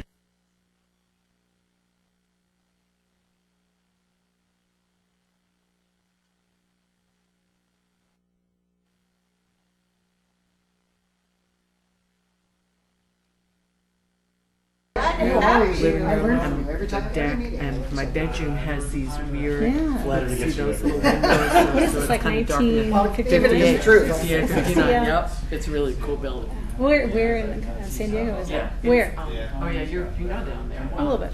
It's on 6th Avenue, right across the street from Balboa Park. So it's it's in the Bakersfield Park West neighborhood, right there. 7 blocks from the El Prado. I didn't turn mine off there. 4 blocks is Hillcrest and all the What a great restaurants. walking. Yeah, right across from the museums, the zoo, right there. Yeah. Yeah, I'll give you a very call excited. tomorrow or Friday and make an appointment so I can Yes. talk that over. Yeah, yeah, yeah. Okay, good. And Renee, I totally didn't press start after we paused, so you have it taped. So I may need that for uploading. Because I screwed up. Missed out on like 10 minutes. But horrible.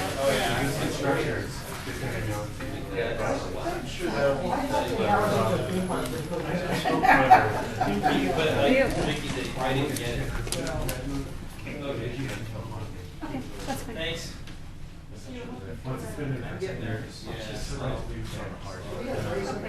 Can you, did you just give it to Nancy?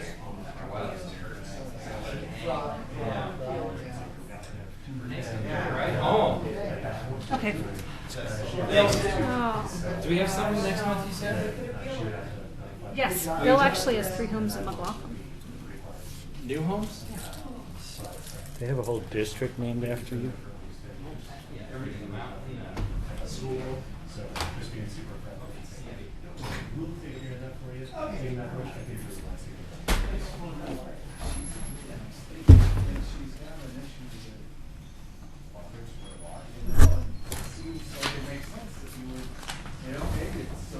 Thank you. Yeah. How's your dad doing? He's stable. He's back kind of to a skilled nursing facility. He's getting some therapy and stuff. So, day by day. Yeah? Thank you. It's hard to do your job when all you're thinking about is not your job. Yeah, right. Exactly. Well, that's fine. Because I really thought the property sat really right. And so therefore, the building, which San Concepts, legitimate company came out and marked. Now, it's 10 foot. I mean, double check, it's 10 foot from the back of the garage where it sits to the base of the tree, and it's right under the branches. So, Well, we're going to move over to the right side.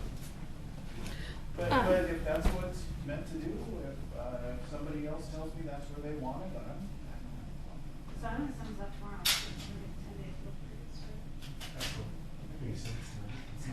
We had a contentious baby that Bill, or Ed Sullivan, our attorney's like, you go back to your office and you do the commission. So the possibility for appeal is still open. Yeah, so when I mail out the notice tomorrow, the 10 days starts that day. So you still have to sweet talk. No, he goes to city as commission, basically. I tried to go out here and thought I was doing the right thing, striking a deal with Paul, but I think I heard you guys tell me that don't build it 12. At some point, I'm gonna have to figure out, I think you told me I can't go 12-12, which I really don't want to, but I told Paul I was gonna do that, so am I gonna go to the conditions of approval and say, this is what they told me to build, this is what I turned in, this is what's approved, so that's what I have to build, and then it's off me. You've been in front of us several times, and every time I told you the same thing. And Paul's been here when I told you that most of the time I try not to say you need to do this, but this one I felt pretty strongly and said it's just gonna be too big of a room. And poor Christina's over here. She's getting flat from every angle. Going, okay, our condition is a 12-12. I don't mind being the guy doing nice. That's fine. So. No, if this gets appealed on its merits, and it goes to the commission at the next available meeting, and we'll do this all over again, I don't see the city commission. It's just. But it was Well, really. yeah, I mean, I just, obviously Bill doesn't want to get held up for. But you have 3 more to walk. Continue after next month, because that would have put you 30 days out. Then he would have appealed it, and you'd be 60 days out. Worst case scenario right now, you're not. I'm sure he's going home unhappy because I know that I knew what your findings were going to be. I'm sure he knows what your findings are going to be, so I don't know what he'll think in the next 2 days, but that's up to him. Well, he can choose to appeal them all. He can choose to try to Community Neighbor Association to vote for a free appeal. So this starts. Appeals are cheaper than instructed, so honestly, by code, we have never changed it because in our charter, it's $1. So it's irrelevant, is he going to appeal it or not? And it goes to the city commission on the record. And I don't see anything more than the record that the city commission's going to act. So, they don't make it. If you see a 5-0 specifically, it's just unfortunately possible. I'm sitting here in a chair. But you get to have 3 new homes in the Buffalo next time. That's true. Decidedly, she's not sure, she just sees everything. She's really. Yeah, it's not. Well, when I CC back, I hated to do it, but as Paul threw everything out there in front of everybody, telling his side of the story. I mean, honestly, what I told you out there, where that's exciting. It was never a week ago. It had never, and that's why I didn't agree to everything a week ago, because he'd already come back and said, "Okay, thank you for giving me that. Now I want this." Sorry for saying it like that, but that's where I was at. I had